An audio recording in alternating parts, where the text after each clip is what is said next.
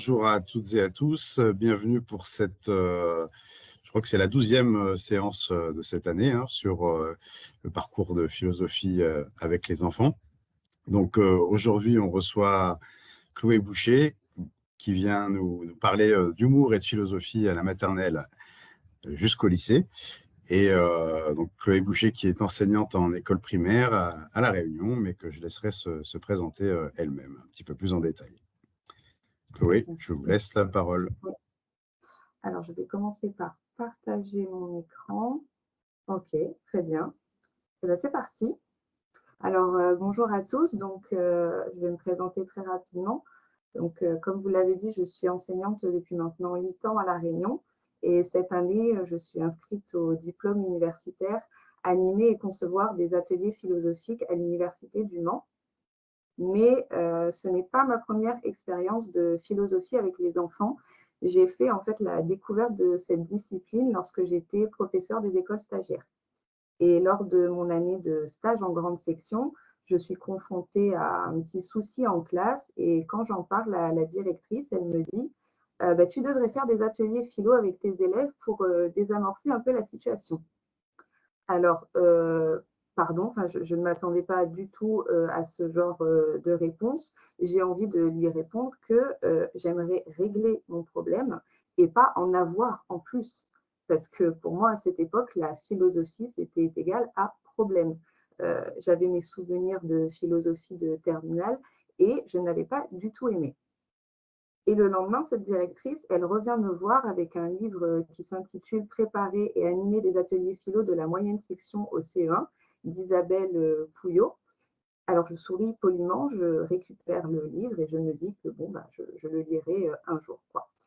Et quelques jours plus tard, par politesse, en fait, je décide de le lire. Et là, je découvre un nouveau monde. En fait, je suis fascinée par l'approche, par les thèmes abordés.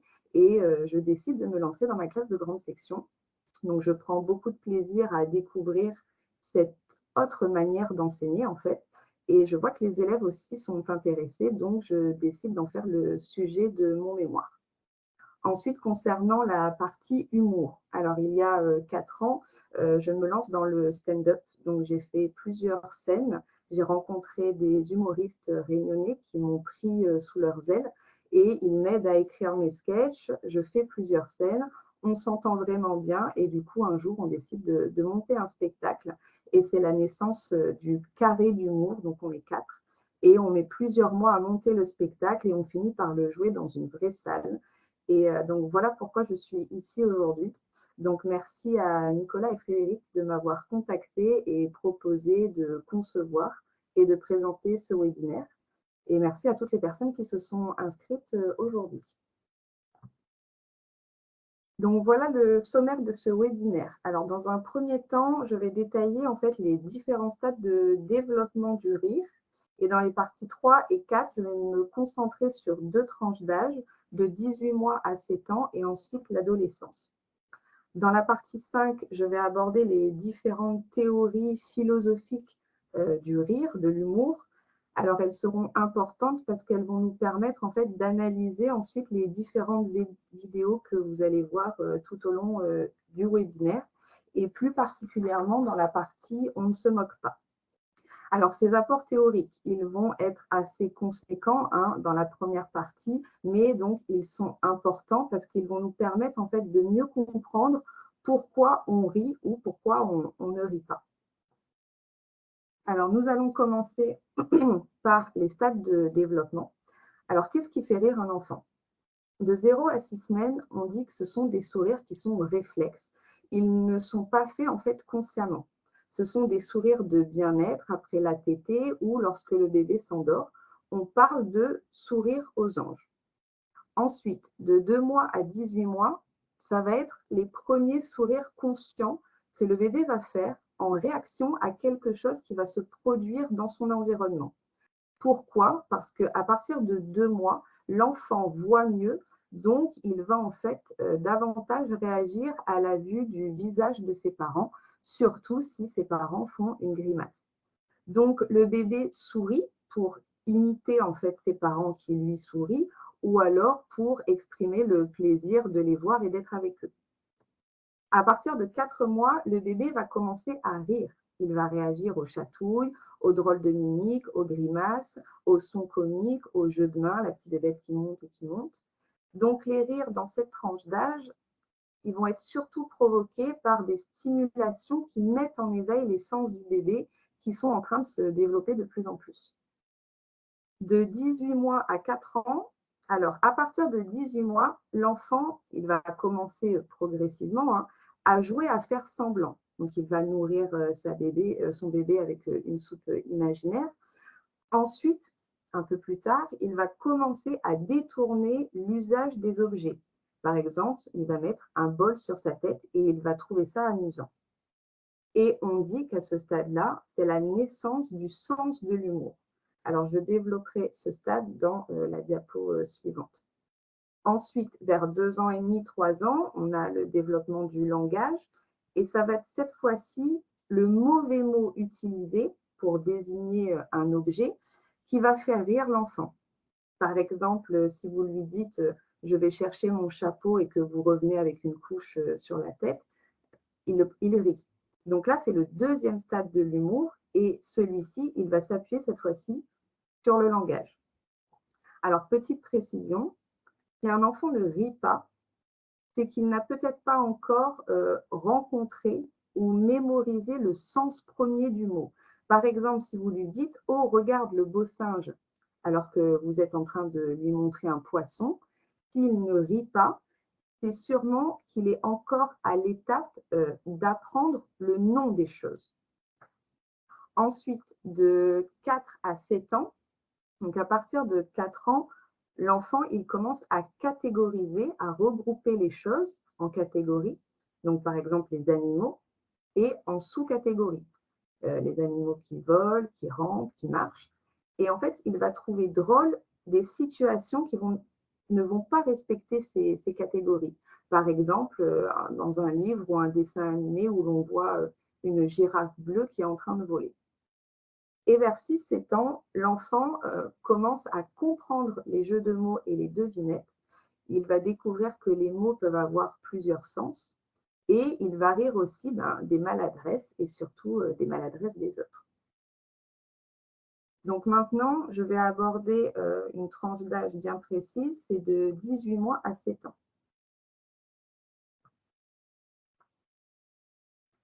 Donc comme vous pouvez le voir, il y a plusieurs informations ici. Je vais commencer par faire semblant. Donc à partir de 18 mois, l'enfant commence à faire semblant. Il imite un peu papa et maman parce qu'en fait, ils sont en train de s'approprier les gestes du quotidien, les manières de faire, les normes sociales, les normes familiales. Et à un moment donné, une fois que l'imitation, elle a été réalisée plusieurs fois, qu'elle est intégrée, qu'elle est mémorisée, l'enfant, il va commencer à détourner la fonction d'un objet volontairement. Alors, il peut le faire pour pallier à un manque. Par exemple, dans sa petite cuisine, il n'y a pas de couteau, donc il va utiliser le manche d'une cuillère. Donc, on est ici plutôt sur le côté pratique. Mais il peut le faire aussi parce que ça l'amuse, parce qu'il trouve ça marrant. Concernant la fonction de l'objet, donc par exemple, vous mettez une assiette sur votre tête en guise de chapeau, mais pour trouver cette situation amusante, ce changement en fait de fonction de l'objet, l'enfant doit d'abord connaître la fonction première de l'objet. Comme exemple très connu, donc vous allez voir ici un petit extrait du dessin animé Ariel. Donc à partir de 10 mois, c'est compliqué de comprendre cet extrait, mais c'est surtout pour illustrer mes propos. Donc, alors, je n'ai pas accès au chat, mais après avoir visionné cette vidéo, vous pouvez par exemple mettre dans le chat ce qui vous semble marrant ou ce qui peut faire rire un enfant. Oh, déjà là? Regarde ce qu'on a trouvé. Ouais, on a visité une épave, j'en ai la chair de poulpe. Des gadgets humains? Voyons voir.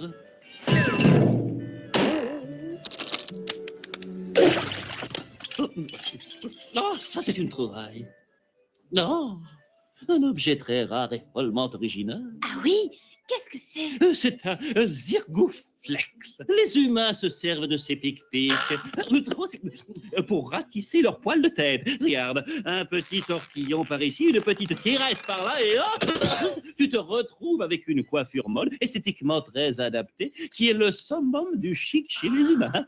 Un zirgouflex. Et ce machin-là? Oh, ça, je n'ai pas eu l'occasion d'en voir depuis des années. Sublime, une bijette bulbeuse à rayures. Oh! Les bigettes datent de l'époque préhystérique où les humains s'asseyaient tous en rond et se regardaient dans le blanc de l'œil en déprimant à mort.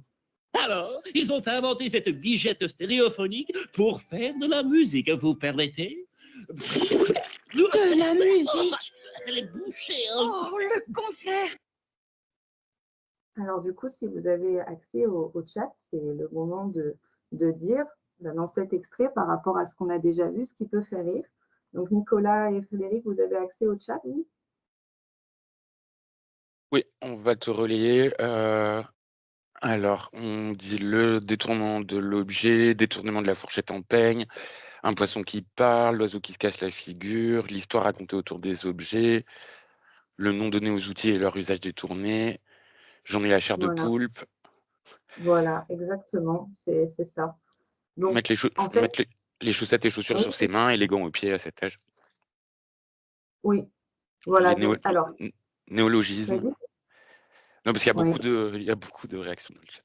Il y a beaucoup de réactions, oui. Donc, je vais faire un petit condensé par rapport à ce qu'on a dit, enfin, ce que je dis depuis le début. Donc, ici, on a plusieurs procédés, en fait, qui vont faire rire. Un objet rare et original, bon, une fourchette, absolument pas. On a le mauvais nom qui est donné, donc un zirgouflex, en plus pour se ratisser les poils de la tête. Donc, je sais que pour des enfants à partir de 18 mois, non, mais c'est surtout pour illustrer le propos. Ce sera pour des enfants un peu plus âgés. Donc, il l'utilise pour se coiffer. On a la gestuelle de l'oiseau, les cheveux qui sont tout ébouriffés. Et ce qui est important ici et intéressant, c'est la bijette bulbeuse à rayures. Alors ça peut être beaucoup plus difficile à comprendre pour les enfants parce que de nos jours, c'est un objet en fait qu'on ne rencontre plus fréquemment. Donc là, si les enfants ne savent pas à quoi sert vraiment cet objet, ils ne pourront pas comprendre. Donc en fait, ils ne pourront pas rire. Alors pourquoi est-ce qu'à partir de 18 mois, on dit qu'il s'agit de la naissance du sens de l'humour? En faisant mes recherches, je suis tombée sur la définition de l'humour de Mathieu Chauffret, qui est professeur de philosophie. Et voici ce qu'il dit. Donc il dit que c'est la capacité à provoquer le rire par un énoncé élégant, mais surtout surprenant, c'est-à-dire qui met en relation des objets, des personnages, des concepts, des phénomènes qui ne le sont pas habituellement. L'humour, c'est aussi la capacité à rire de ces énoncés parce qu'on les a compris. Donc, on a bien dans sa définition ici la mise en relation de deux objets, de deux concepts qui normalement ne le sont pas. Donc, une fourchette pour se coiffer, une fourchette qu'on appelle zirgouflex. On a aussi la notion de surprise. L'enfant ne s'attendait sûrement pas à cette situation. Et la compréhension, parce que je rappelle que si un enfant ne rit pas, c'est sûrement parce qu'il n'a pas encore assimilé en fait la fonction initiale de l'objet. Donc, si ce détournement, cette situation, on ne la comprend pas, elle ne nous surprend pas et en fait, on ne rit pas. Alors, à partir de 3 ans, donc c'est le langage là qui va se développer. Donc, on peut reprendre l'exemple d'Ariel avec Eureka, avec la pipe qu'il nomme une bijette bulbeuse à rayures. Donc, c'est le mauvais mot utilisé ici qui provoque le rire. On peut aussi partir de chansons ou d'albums pour provoquer le rire. Par exemple, ici, tout le monde connaît la chanson Une souris verte. Hein, c'est une des premières chansons que les enfants apprennent quand ils sont à l'école maternelle. Et il y a un album qui s'appelle Une souris verte et qui se base sur cette chanson, mais qui en fait l'a complètement modifiée et ça fait beaucoup rire les enfants. Donc, pour que vous ayez un petit aperçu. Il était une fois Rapidement, le début. qui commençait par une souris verte glacée. qui courait dans l'herbe. Je l'agite par la queue. Je la montre à ses mais, ces mémés me disent, trempez-la dans l'huître. Donc, vous avez compris le principe, hein. Alors, il faut savoir que moi, j'ai expérimenté cet album en moyenne section et en grande section. Et en moyenne section, c'était en milieu d'année. Et au début, ils n'ont pas compris. Vraiment, ils me regardaient du style mais elle est très bizarre ton histoire là. C'est pas ça du tout. Qu'est-ce que tu nous fais? Donc, on était sur de la surprise, mais on était aussi sur de l'incompréhension. Alors, certains riaient parce que j'y mettais les gestes, j'y mettais la voix. Les illustrations aussi peuvent provoquer le rire. Quelques-uns avaient compris, mais pour la grande majorité, en fait, il a fallu qu'on en discute. Cette chanson, elle ne vous dit rien? Elle ne ressemble pas à une chanson que vous connaissez? Qu'est-ce qui s'est passé? Et on a dû en fait expliciter l'objectif de l'album, donc cette surprise, pour qu'en fait ils comprennent pourquoi est-ce qu'ils sont en train de rire. Alors qu'en grande section, les rires, ils sont arrivés beaucoup plus vite, ça a fait mouche beaucoup plus rapidement, parce qu'ils avaient en fait compris que la transformation de la chanson, c'était pour faire rire, quoi. Donc, les enfants, ils peuvent rire si on y met le ton, les gestes qu'on mime, mais ça ne sera pas la personne, ça sera la personne qui lit qui fera rire et pas le livre en lui-même. Donc, on est toujours ici sur une compréhension, une comparaison, et il faut que l'enfant ait la référence de la vraie chanson pour rire de ce détournement. Donc, il y a un autre album qui s'appelle Le Petit Chaperon Rouge dans la même collection. Ensuite, un exemple d'album cette fois-ci, donc J'aime la galette. Donc, cet album se base sur la chanson J'aime la galette, savez-vous comment? Un classique en maternelle pendant la période de la galette des rois. Et ici, c'est la phrase J'aime la galette qui va être reprise, mais la réponse, elle va être différente à chaque fois en fonction de chaque personnage de l'album. Par exemple, la petite souris, elle aime les galettes quand il y a plein de dents dedans.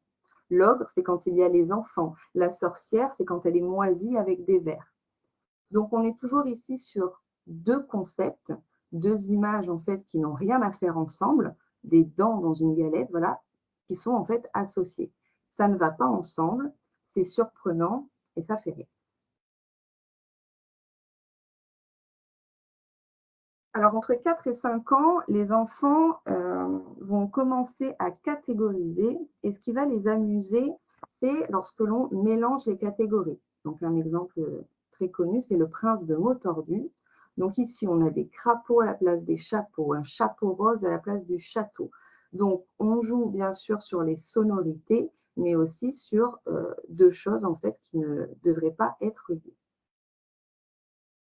Ensuite, à partir de 6 ans, ce sont les maladresses qui vont commencer à faire rire les enfants.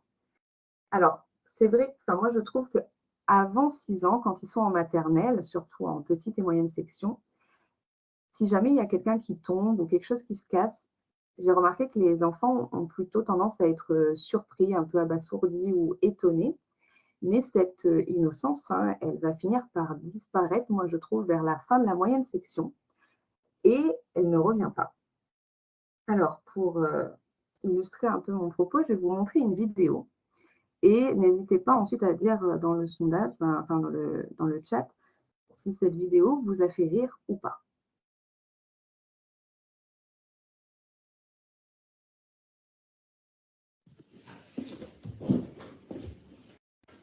These new boobs.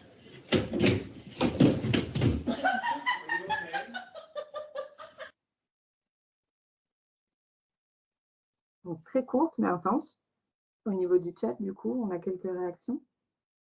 Globalement, pas énormément. Pas énormément. Alors, pourquoi? Alors, moi, il faut savoir que j'ai montré cette vidéo à plusieurs personnes. Et il y en a qui ont ri, il y en a qui n'ont pas ri du tout. Et ceux qui ont ri, ils ont dit qu'ils ont ri parce qu'en fait, ils ont été surpris parce qu'ils ne s'attendaient pas à une telle chute. Ils ont ri un petit peu de son côté gauche parce qu'elle n'avait rien de compliqué à faire. À la base, elle devait juste montrer une paire de chaussures. Il y en a aussi qui ont dit que c'est la tête qu'elle a fait quand elle est tombée, parce qu'on voit qu'elle-même, elle est surprise. Et on rit un peu en fait de sa bêtise et de ce moment d'inattention. Et on regrette parfois d'avoir ri. On a un petit moment juste après où on se dit « Oh, bah, j'espère qu'elle ne s'est pas fait mal ». Cette chute peut être comique parce qu'en fait, elle est involontaire au sens mécanique. On a une inattention ici et c'est tout l'inverse de ce que devrait être l'homme qui est considéré comme très évolué.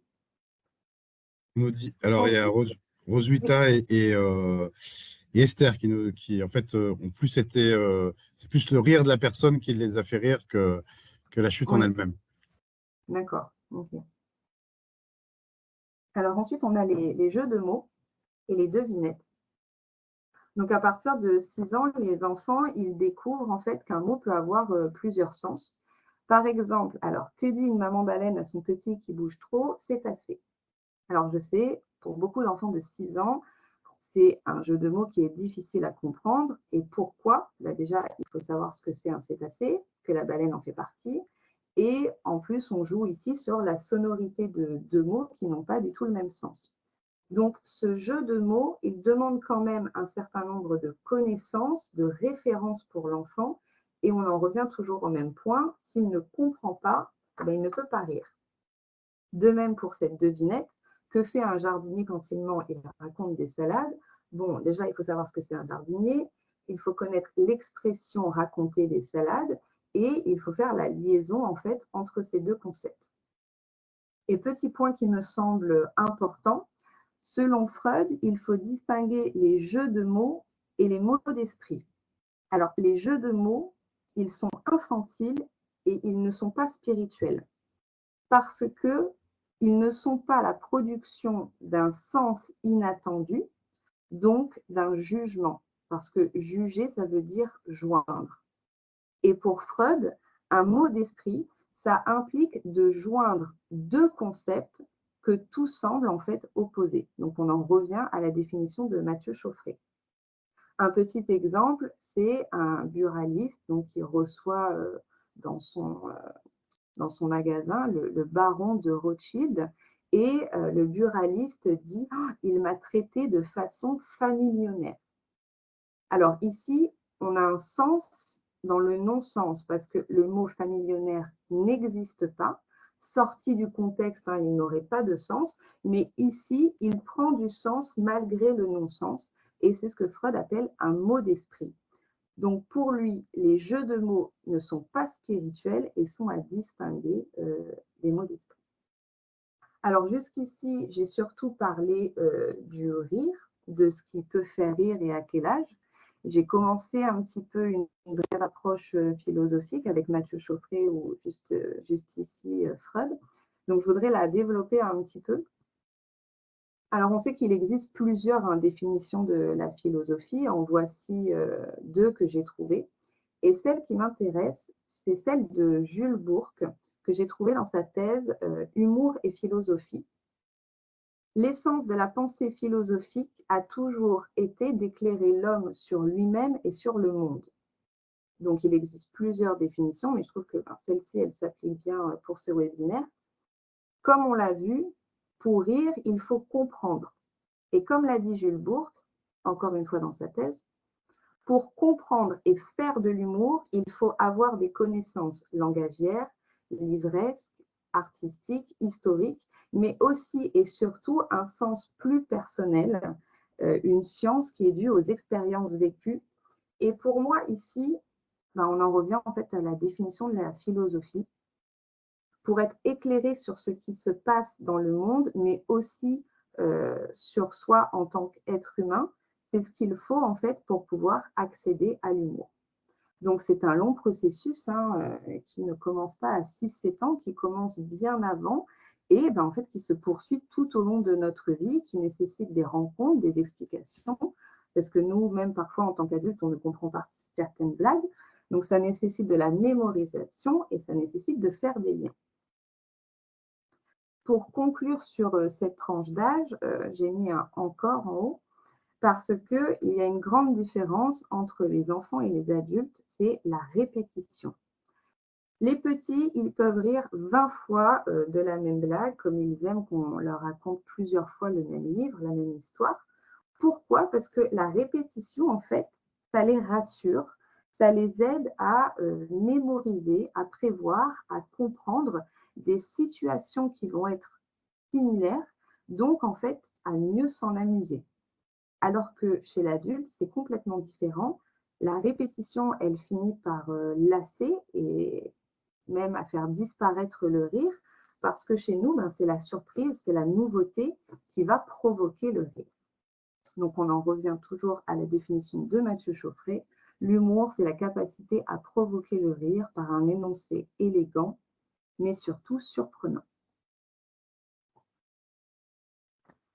Alors, à partir de quand est-ce qu'on passe du jeu de mots au mot d'esprit? Alors, ce n'est pas à l'adolescence en tout cas, hein, parce que ben, l'humour d'un collégien, d'un adolescent, ça semble parfois un peu absurde pour les adultes. Et ce qui est sûr, c'est qu'il y a un changement radical qui va s'opérer par rapport à la tranche d'âge 18 mois, 7 ans. Donc, c'est pour ça que je voulais en parler. Alors, je voulais détailler davantage cette partie, mais pour des questions de temps, je vais aller à l'essentiel. Donc, l'adolescence, c'est durant cette période que le temps d'accès aux écrans est le plus important. Je n'invente rien. Les adolescents ont leur premier téléphone et ils ont accès aux différents réseaux sociaux. Et c'est à ce moment-là qu'ils commencent à regarder des vidéos, alors des vidéos par choix ou non, en fonction de l'application. Donc, je m'explique. Par exemple, sur YouTube, on peut avoir des suggestions, mais il y a une barre de recherche. Donc, on peut choisir ce que l'on va regarder. Alors que sur TikTok, ce n'est pas le cas. On fait défiler les vidéos les unes après les autres. Il n'y a pas vraiment de choix, en fait. Parce qu'il y a un algorithme au bout d'un moment quand même qui se met en place par rapport aux vidéos que vous avez le plus aimées ou que vous avez le plus regardées. Donc, il y a aussi un risque de s'enfermer un petit peu dans un monde.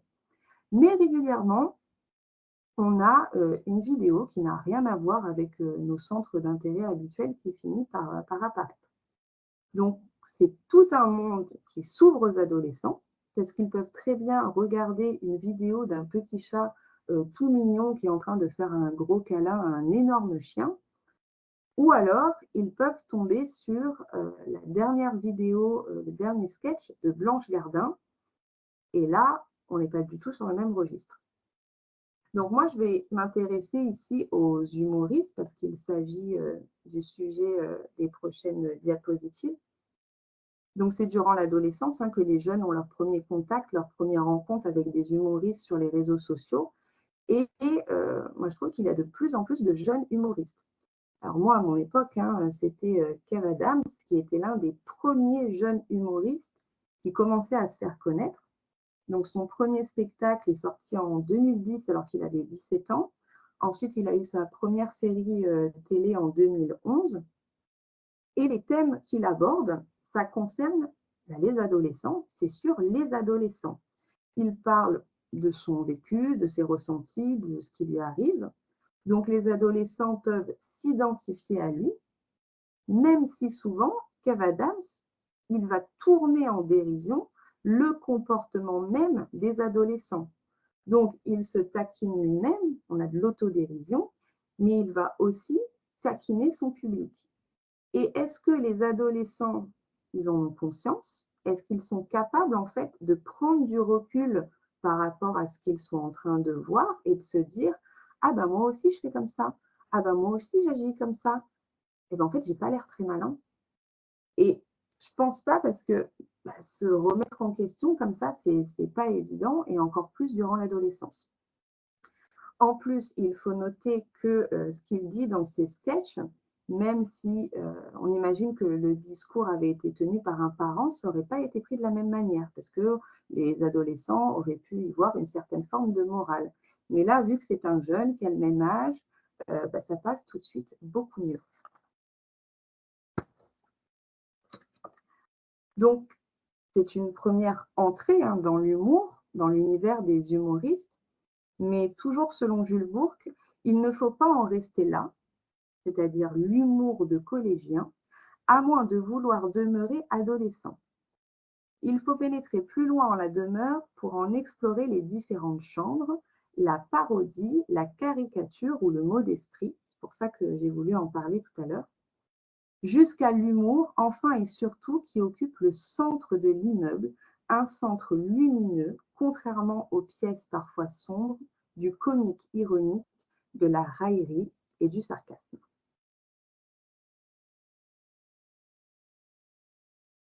Et la question qu'on peut se poser, c'est comment est-ce qu'on peut aller au-delà de cet humour de collégien? Alors pareil, ça ne se fait pas du jour au lendemain. Comme je l'ai dit, ça nécessite des connaissances historiques, langagières, ça nécessite de mémoriser tout ça et ensuite de faire des liens. Et je trouve qu'il y a un autre versant qu'il serait intéressant d'aborder avec les adolescents. Donc ça, c'est mon point de vue après les recherches que j'ai fait pour pouvoir préparer ce webinaire. C'est d'aborder avec eux, bien sûr à leur niveau, sans entrer dans des discours trop compliqués ou moralisateurs, c'est aborder avec eux les différentes théories de l'humour pour leur donner la possibilité d'analyser, de mieux comprendre et de prendre du recul par rapport à ce qu'ils voient sur les réseaux sociaux. Donc c'est pour ça qu'on en arrive aux différentes théories de l'humour. On va commencer avec Emmanuel Kant, qui a parlé de la théorie de l'incongruité. Alors de quoi s'agit-il? Pour lui, l'humour, c'est la capacité à faire rire en provoquant la surprise. Donc on retrouve ici la définition de Mathieu Chauffret. Je pense que Mathieu Chauffret, à la fin de ce webinaire, vous aurez retenu son nom. Et voici un petit exemple, ce qu'on appelle de punchline, de triptyque. C'est un procédé qui est très utilisé dans le stand-up. Si tu veux faire des blagues sur les Noirs, il faut être noir. Si tu veux faire des blagues sur les Arabes, il faut être arabe. Et si tu veux faire des blagues sur les Juifs, il faut être complètement inconscient. Alors, ce triptyque, la première phrase, elle sert à poser le cadre. La deuxième phrase, elle sert à renforcer la structure qui a été utilisée dans la première phrase. Et la troisième phrase, elle vient ici en fait casser un peu ce à quoi on s'attendait. On est surpris parce que la logique aurait voulu qu'on retrouve un peu la même structure que dans les deux premières phrases. Donc en fait, il y a une rupture entre une attente qui est créée par les deux premières phrases et une surprise qui est un petit peu subie par le spectateur. Bien sûr, pour rire de ce triptyque, il faut avoir des connaissances historiques. Alors, il y a quand même une faiblesse dans cette thèse de l'incongruité qui peut être vue à partir des mots d'humour qui ne sont pas acceptables d'un point de vue des normes sociales, mais pour lesquels on rit quand même. Alors, on rit pourquoi? Parce qu'on est surpris, parce que c'est incongru. Ça nous fait rire, mais ensuite, on regrette parce qu'on trouve ça inapproprié. Moi, je me souviens, je suis allée voir un spectacle d'un humoriste avec ma mère et une amie à elle. Et l'humoriste, il a fait une blague sur le petit Grégory. Donc, il avait construit un énoncé qui était basé sur le triptyque.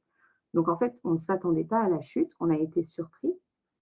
L'amie de ma mère, elle a ri, mais juste après avoir ri, elle a dit « Oh non, faire une blague sur le petit Grégory, vraiment, ce n'est pas drôle, ça ne se fait pas. » Je peux le comprendre.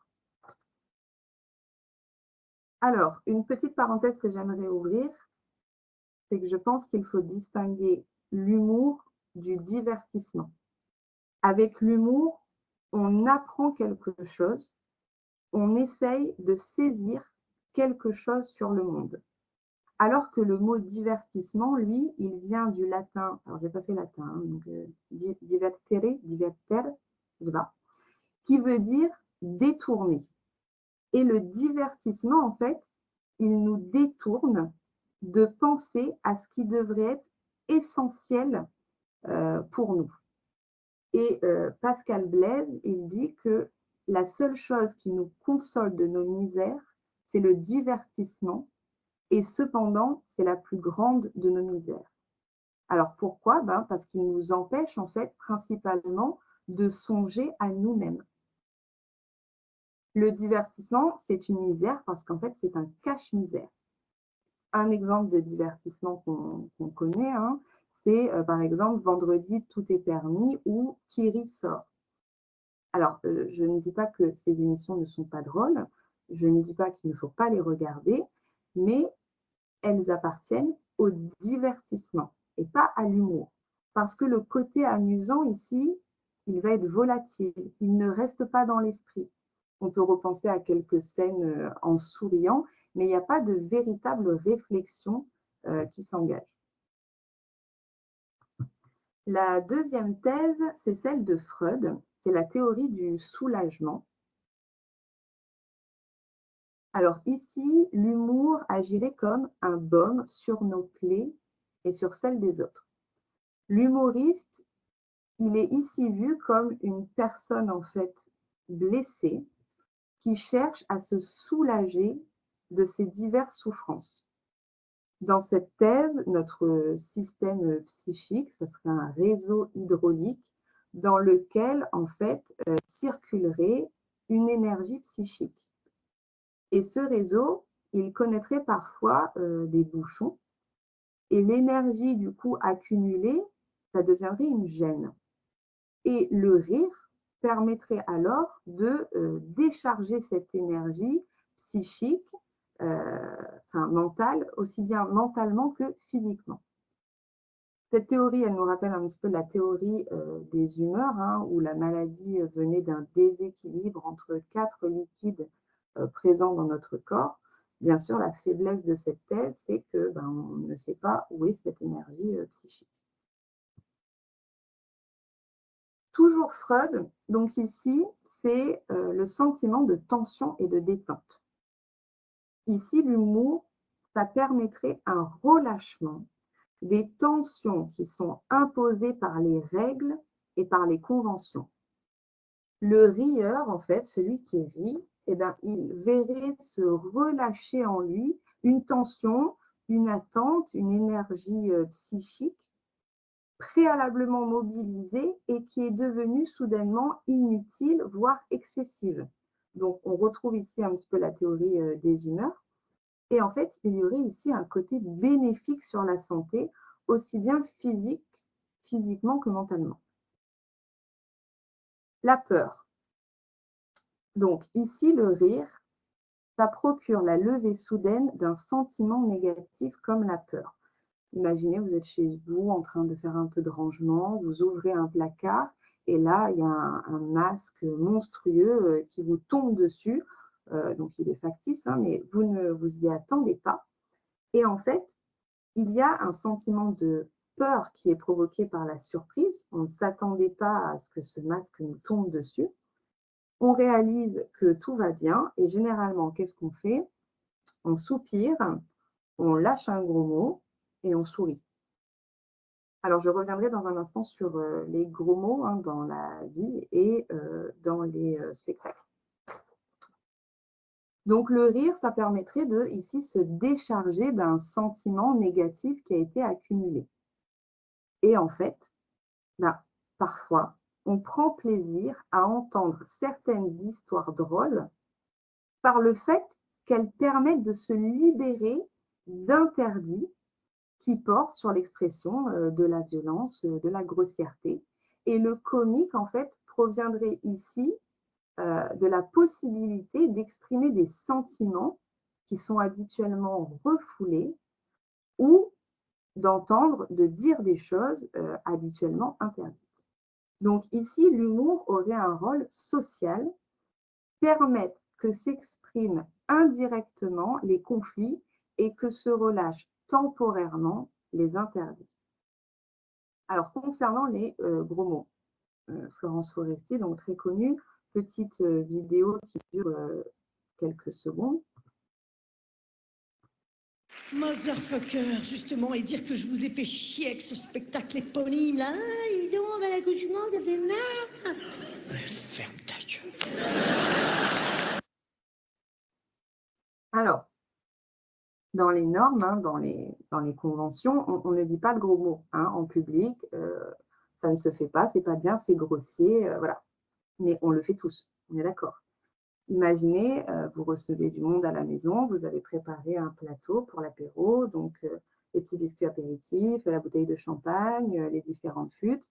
Vous portez votre plateau et là, au bout de quelques pas, qu'est-ce qui se passe? Hop, il y a tout qui tombe, on ne peut plus rien utiliser. Je ne pense pas que vous allez réagir en disant « Oh, flûte, j'ai tout fait tomber ». Non, qu'est-ce qui va sortir? C'est un gros mot. Et pourquoi? Eh bien, en fait, parce que c'est libérateur, parce que ça soulage, ça détend, ça fait du bien. On sait qu'on n'a pas le droit de le faire, mais là, on prend le droit de le faire. Et je pense que pour les humoristes, il faut le voir un peu de la même manière. On sait qu'il ne faut pas dire de gros mots, que c'est mal vu, mais quand on voit un humoriste qui le fait devant une salle entière et sans retenue, ben, ça nous surprend, ça nous fait du bien, ça nous fait rire. Ici, elle se le dit à elle-même. Ben, parfois, on a envie de le dire aussi aux autres. Et voir ici l'humoriste qui le dit, ben, ça fait du bien. On relâche en fait les tensions qui sont imposées. Et on arrive à Bergson. Donc ici, c'est la théorie de la supériorité. Ici, l'humour, ça serait une brimade, une humiliation. L'humour, c'est un moyen de prendre le dessus sur les autres en montrant leurs défauts physiques et ou moraux. Donc, l'humour ici, c'est réductible en fait à la moquerie. Et selon Bergson, lorsque l'on fait ce genre d'humour, c'est qu'il y a un concept de gloire soudaine. Je considère pendant un moment que je suis supérieur à l'autre, mais ça ne me suffit pas. Il faut que je le fasse remarquer à cette personne et c'est encore mieux s'il y a des spectateurs. Pourquoi? Parce qu'on a tellement peur que les autres voient en nous nos failles qu'on cherche en fait à détourner leur attention de nous. Donc ici, on a trois rôles. Celui qui fait rire, celui dont on rit et ceux qu'on a envie de faire rire. Et moi, ça me rappelle une situation qui ressemble beaucoup en fait au harcèlement. Le harceleur, la victime et les témoins.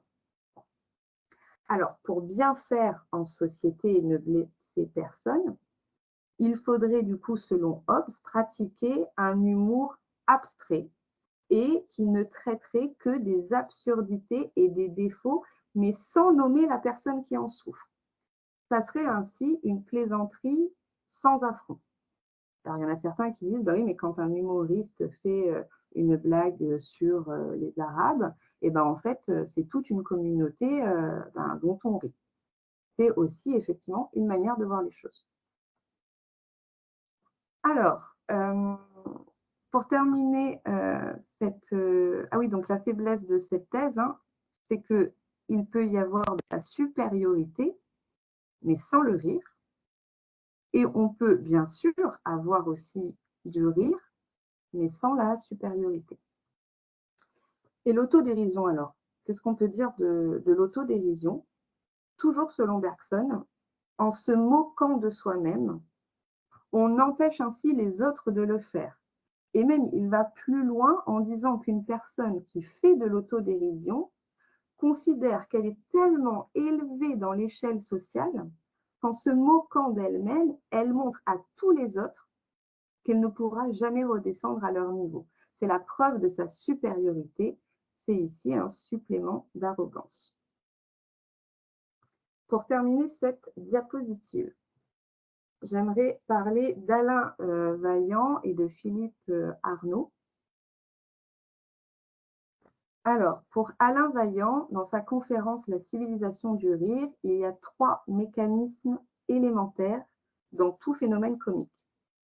Premièrement, une bizarrerie, une incongruité. Donc là, on retrouve la théorie de Kant. Un processus d'expansion, d'amplification, on le verra juste après. Ça veut dire quoi? Ça veut dire qu'on veut rire le plus longtemps possible et pour que ça arrive, les humoristes, qu'est-ce qu'ils font? Ils vont étirer leur blague, ils vont la faire durer le plus longtemps possible en essayant en fait de puiser tout ce qu'il y a à dire sur le sujet. Vous allez voir ça juste dans un instant. Et enfin, la subjectivation, c'est on ne rit pas de quelque chose, mais on rit avec quelqu'un parce que le rire crée une complicité. Et enfin, pour Philippe Arnaud, donc dans sa conférence, il dit que l'humour, c'est la forme d'esprit qui consiste à dégager les effets insolites ou plaisants d'une situation. Faire de l'humour, c'est plaisanter. On retrouve encore une fois la théorie de l'incongruité. Et il utilise bien ici le terme plaisanter et non se moquer, parce qu'il y a bien une différence entre ces deux termes, hein, une différence que les adolescents, même parfois les adultes, ont du mal à faire. Et il me semble important d'expliciter les différences entre ces deux termes parce que nous-mêmes ou les enfants, ils ont entendu à un moment ou à un autre, ah oui, mais on ne se moque pas, ça ne se fait pas. Mais en fait, à quel moment on apprend la différence entre se moquer et se plaisanter? Donc, c'est pour ça que j'ai choisi comme dernière partie de ce webinaire le titre « On ne se moque pas ». Alors, je sais que beaucoup d'informations ont été données depuis le début. Je vais brancher mon ordinateur avant. Hop, voilà, très bien. Donc, beaucoup d'informations ont été données depuis le début. Et ici, je vais vous proposer qu'on regarde ensemble un extrait du spectacle de Romane Fraissinet. Cet extrait, il va vous permettre de remobiliser un peu tout ce qu'on a vu, les théories de l'humour, les procédés humoristiques. Et pour moi, cet extrait, c'est vraiment de l'humour et de la philosophie. Alors, pourquoi de la philosophie?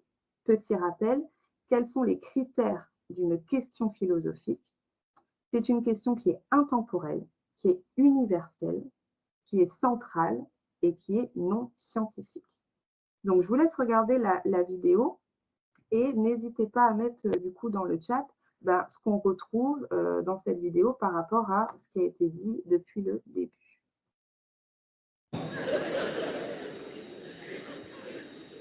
Comment tu sais que t'es amoureux? Moi, c'est ça qui me fait peur. Comment tu sais que t'es amoureux? Tu vois? Moi, j'aime pas les certitudes. Je trouve ça dangereux dans la vie. J'aime bien le doute. Et dans l'amour, on te demande rarement de douter. Prouve-moi que tu doutes. Comment tu sais que t'es amoureux, tu vois? Pour moi, c'est comme quand t'es myope. Tu peux pas savoir tout seul que t'es myope. Genre, ok, c'est flou au loin. Mais pour toi, ça a toujours été flou. Comment tu sais que pour les autres, c'est pas flou? C'est qui va te prêter son œil en mode, mais c'est pas flou, toi, bâtard, je me suis fait baisser, moi.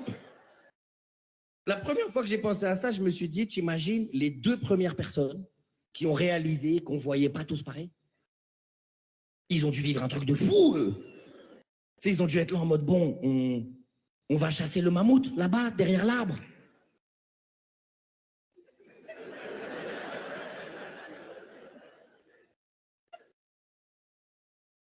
Et t'arrives à voir un mammouth dans le flou, toi, là-bas, toi?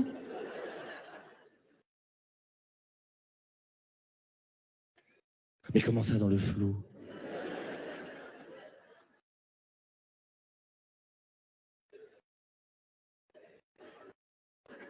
Bah, c'est flou, là-bas, gros.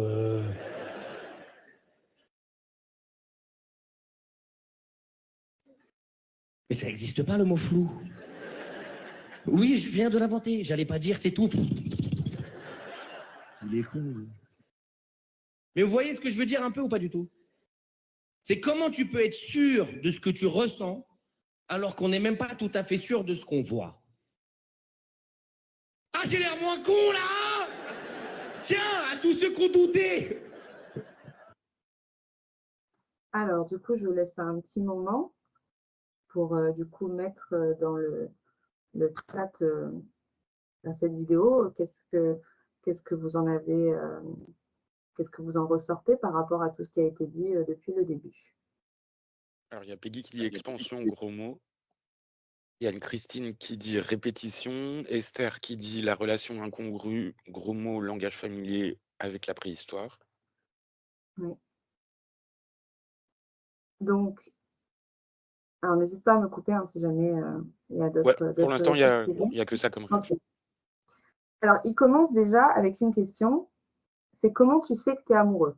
Question philosophique. Et il va faire quoi? Il va créer un lien entre le doute et l'amour. Et le doute, c'est très important en philosophie. Il faut toujours douter de ce que l'on pense, il faut toujours remettre en question. Moi, je sais que c'est une des règles importantes que j'ai mises en place avec les enfants durant les ateliers. Il y a 3 règles importantes. C'est la sincérité, le respect et le doute. En plus, il y a un lien entre l'amour et le doute. Ça nous semble quand même 2 concepts qui ne vont pas ensemble. Ensuite, qu'est-ce qu'il fait? Il fait un lien entre la myopie et l'amour. Et il va étirer cette blague-là entre les 2 personnes qui sont en train de discuter. On a aussi, bien sûr, les jeux de silence, hein, les dialogues, le mot plop, plop, plop pour parler du flou. Donc, ça nous fait penser un petit peu à Eureka. Hein. Et il y a cette dernière question qui pose, c'est comment tu peux être sûr de ce que tu ressens alors que tu n'es pas tout à fait sûr de ce que tu vois. Et on voit bien qu'à la fin de cette question, il y a un silence dans la salle. Et qu'est-ce qu'il fait? Tout de suite, il dit un gros mot. Alors pourquoi? Parce que Roman, quand même, son objectif, hein, quand vous sortez de son spectacle, c'est pas que vous remettiez votre vie en question et que vous rentriez chez vous avec des angoisses, des questions comme ça existentielles. Donc, qu'est-ce qu'il fait? Il pose sa question, qui est intelligente, hein, et qu'est-ce qu'il fait juste derrière? Eh ben, il fait un gros mot. Pourquoi? Ben, pour relâcher un peu cette tension, on ne s'y attend pas. Et comme il le dit, la blague, c'est un prétexte pour passer le plus humblement possible des idées. Donc, je trouvais que cette vidéo, ça permettait de refaire un petit peu le tour de ce qu'on avait vu. Et concernant les théories de l'humour, ce sera surtout dans les vidéos qui arriveront juste après.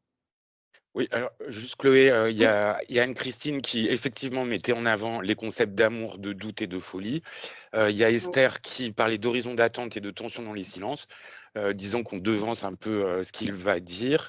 Il y a Christelle qui nous dit la sincérité, le doute, et Esther qui nous dit le respect. Voilà, c'est ça. Donc, du coup, on va passer maintenant à cette phrase qu'on a déjà entendue ou qu'on a déjà nous-mêmes prononcée, c'est « on ne se moque pas ». Et avant de regarder d'autres vidéos, j'aimerais faire la différence du coup entre se moquer et taquiner. Alors, se moquer, c'est vouloir blesser, c'est mettre en évidence les défauts de quelqu'un d'autre, c'est l'humilier. Alors que taquiner, plaisanter, c'est s'amuser, c'est contrarier quelqu'un, mais sans méchanceté derrière. Et cette différence, pour les enfants, les adolescents, même parfois les adultes, c'est pas toujours évident. Parce qu'il y a une limite entre taquiner et se moquer qui est quand même difficile à saisir et à comprendre. Alors, il faut savoir que dans les établissements scolaires, il y a des problèmes de moquerie, d'harcèlement. Donc, pour éviter que ça arrive, pour sensibiliser les élèves sur la différence, sur le handicap, il y a beaucoup de supports ou d'albums qui sont mis à disposition des enseignants. Par exemple, sur EduSchool, on trouve des ressources pour le 1er degré, des animations, des films, des outils de sensibilisation, des mallettes. On a aussi, moi j'aime beaucoup cet album, c'est La fleur qui dérange, qu'on peut utiliser en classe pour parler de la différence. La petite casserole d'Anatole, très connue, et Léo et le poulpe aussi, que j'aime beaucoup. Donc, comme on peut le voir, il y a différents supports sur des thèmes très variés que l'on peut utiliser avec les élèves, avec les enfants, pour parler de la différence du handicap, et c'est tant mieux, parce que, évidemment, il faut les sensibiliser. Alors, pourquoi j'ai choisi ce sujet, la moquerie, le harcèlement? Parce qu'un jour, je regardais un sketch d'un humoriste français. Le sketch, il s'intitule Le Handisport. On va le voir juste après, je pense que vous l'avez déjà vu. Donc, je regardais ce sketch. Et là, il y a mon beau-fils de 12 ans qui arrive et qui regarde un peu le sketch avec moi. Et là, il se retourne, il me regarde et il me dit « Mais le monsieur, il se moque des handicapés et toi, ça te fait rire ?» Alors, oui, non, enfin, si, c'est pas ça. Et du coup, je suis partie dans une explication qui n'avait en fait ni queue ni tête, parce que je n'avais pas encore, fait les recherches. Donc, j'essaye de lui expliquer quelque chose, je bafouille, et du coup, clairement, ça n'avait aucun sens. Et du coup, en préparant ce webinaire, j'ai repensé à ce moment et je me suis dit, mais c'est vrai, en fait, à quel moment on apprend la distinction entre la moquerie et la taquinerie? comment est-ce qu'on a assez de recul pour rire de quelque chose mais sans se moquer? Et en fait, je me suis dit, mais est-ce que je suis en train de regarder un sketch du coup qui est handiphobe? Pourquoi est-ce que mon beau-fils, il perçoit ça comme de la moquerie, alors que moi, ben, je trouve que ce sketch, il est bien conçu? Et est-ce que les enfants et les adolescents qui tomberaient sur ce sketch, est-ce qu'ils n'auraient peut-être pas assez de recul, de connaissances, ben, pour pouvoir le comprendre, pour pouvoir en rire, mais sans se moquer? Et du coup, est-ce qu'il n'y aurait pas des situations de harcèlement, en fait, qui proviendraient de ce que les jeunes voient sur les réseaux sociaux, des sketchs, et en fait, qu'ils reproduiraient dans la vraie vie, et du coup, ça conduirait à des situations de harcèlement. Donc, comme vous pouvez le voir, en fait, ce webinaire, ça m'a amené surtout à plusieurs réflexions, plusieurs questionnements. Est-ce qu'il ne serait pas possible d'utiliser certains sketchs avec des enfants, donc plutôt collège voire lycée, hein, pour aborder la différence entre la moquerie, la taquinerie, qui est acceptable ou ce qui n'est pas acceptable. Et je vais vous montrer des extraits de sketchs que j'ai choisis. Donc, on va avoir des avis différents.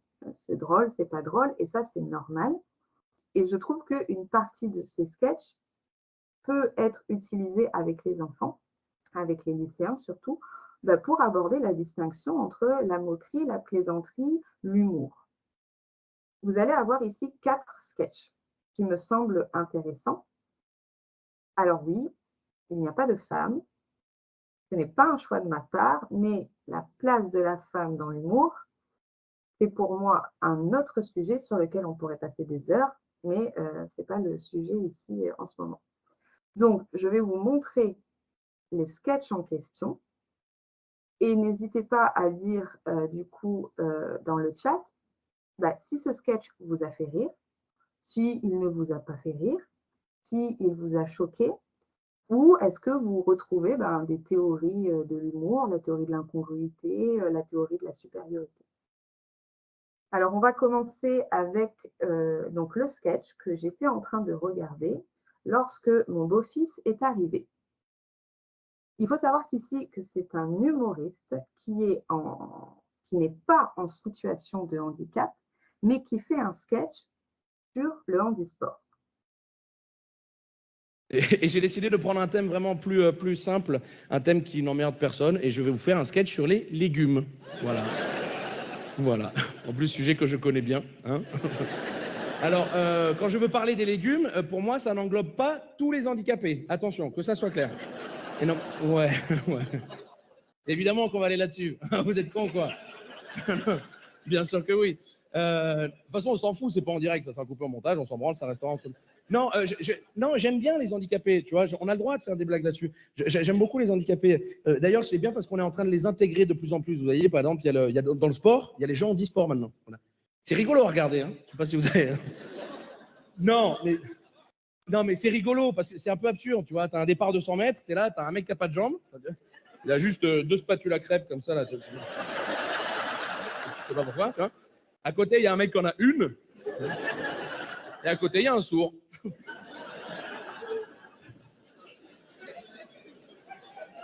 Oh. Donnez 2. Je vais vous niquer de ouf. Après, c'est pas dit qu'il gagne pour autant, tu vois.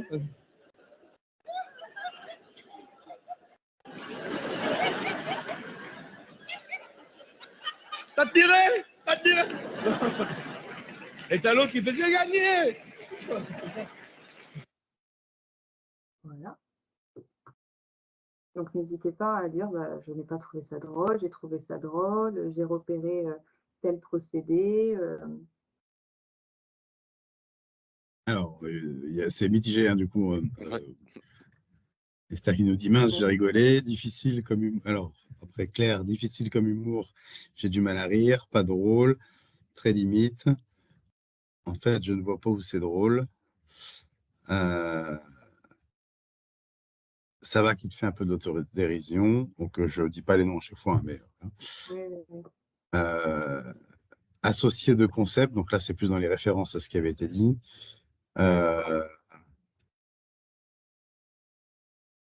J'aurais plus de facilité à rire si je connaissais mieux la personne. Ok, pour moi, c'est le syndrome de supériorité. Bien sûr. Euh, Oui. Alors, alors, j'ai pas trouvé de mot d'esprit. Et alors, je reviens aussi un tout petit peu en arrière sur.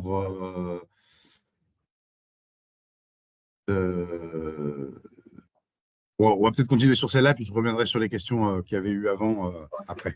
Ok, donc, du coup, si on analyse un petit peu ce sketch, il commence sur les légumes en faisant de l'autodérision, et ensuite, il part du coup sur les personnes handicapées. Donc là, on voit que quand il fait sa blague sur les légumes, donc qui le concerne, hein, on a un rire franc de la salle et tout. Et quand il dit le mot handicapé, on a un rire qui est franchement différent du premier. Alors, il y a des gens qui m'ont dit, oui, mais en fait, il fait de l'autodérision pour que ensuite ces blagues sur les personnes handicapées passent mieux, parce qu'il s'est déjà moqué de lui-même avant, donc du coup, c'est un peu une excuse pour pouvoir ensuite faire des blagues sur les personnes en situation de handicap. Je peux tout à fait l'entendre, ça se conçoit. C'est un point de vue. Moi, pour avoir fait de la scène, je trouve que sa transition, parce qu'en fait, qu'est-ce qu'il cherche lui à faire? C'est à faire une transition entre lui-même et le sujet qu'il veut évoquer ici. Donc, c'est une transition qui est forte, mais est-ce qu'il y a une théorie ici de supériorité? Ça, c'est à chacun de... Voilà, chacun peut avoir son point de vue.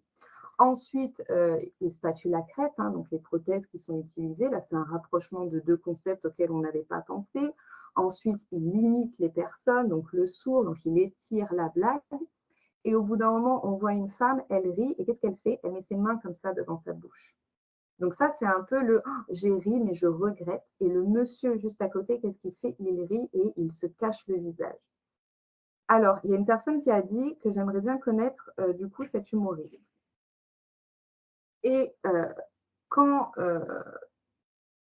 il a fait ce spectacle, il faut savoir qu'il n'a pas eu de poursuite, il n'a pas été censuré. Pourquoi? Eh bien, pour l'expliquer, je vous propose de regarder une petite vidéo que j'ai trouvée très intéressante, qui s'appelle « 2 poids, 2 mesures » et qui peut expliquer en partie pourquoi certains humoristes peuvent être ou non censurés.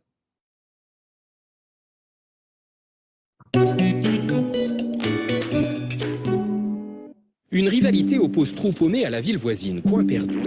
Les habitants de Troupaumet ont la réputation d'être des arriérés. Léonard, qui vient de Coin Perdu, aime bien chambrer son pote Kamel à ce sujet, ce qui l'énerve beaucoup. Et Léonard est ravi, 2 humoristes de sa ville sont à l'affiche en ce moment, humour noir à volonté. Le premier, Jean-Phil, commence par cette vanne. « Je suis fier de vivre dans un pays où les habitants de Troupaumet et les chiens peuvent courir en liberté. » Le second, Gros Serge, celui que Léonard préfère, propose en rigolant « Ils sont déjà dans un trou, on pourrait les enterrer pour de vrai. » Tout cela est limite. D'ailleurs, un des 2 spectacles, celui de Gros Serge, vient d'être interdit. Colère de Léonard sur les réseaux sociaux. Ils disent la même chose, mais il y en a un qu'on empêche de parler. 2 poids, 2 mesures, c'est un scandale. Y a-t-il 2 poids, 2 mesures? En étudiant l'histoire des 2 comiques pour débattre avec son copain, Kamel a découvert ceci. Quand Jean-Phil fait une vanne sur les habitants de Troupaumet, tout le monde comprend que c'est du second degré. Rien dans son histoire ou ses déclarations publiques ne permet de penser qu'il croit ce qu'il dit. C'est un humoriste, on peut ne pas le trouver drôle, c'est le cas de Kamel, mais la loi protège les humoristes, leur droit à la satire. Pour Gros Serge, c'est une autre affaire. L'année dernière, il s'était présenté aux élections municipales à Coin Perdu. Fil rouge de sa campagne, tous les problèmes de sa ville, c'est la faute des voisins. La délinquance, des voyous de Troupaumet. Le chômage, les habitants de Troupaumet qui piquent le boulot des autres. On l'a même entendu dire « Tout irait mieux si Troupaumet était rayé de la carte ». Et pour ses sketchs, il fait souvent monter sur scène des membres de son parti qui appellent, en rigolant, à taquiner à coups de claque les habitants de Troupaumet. D'ailleurs, une fois, il y a eu des bagarres à la fin du spectacle. La police a dû intervenir. « Tu captes, Léonard ?» a demandé Kamel. Jean-Phil fait de l'humour, Gros Serge fait de la politique. Jean-Phil flirte avec le racisme, mais pour s'amuser des clichés, Gros Serge va au-delà de la limite. Ses propos sont racistes et ils appellent à la violence. Y a-t-il 2 poids 2 mesures? Non. Gros Serge n'est plus un humoriste, il est hors la loi.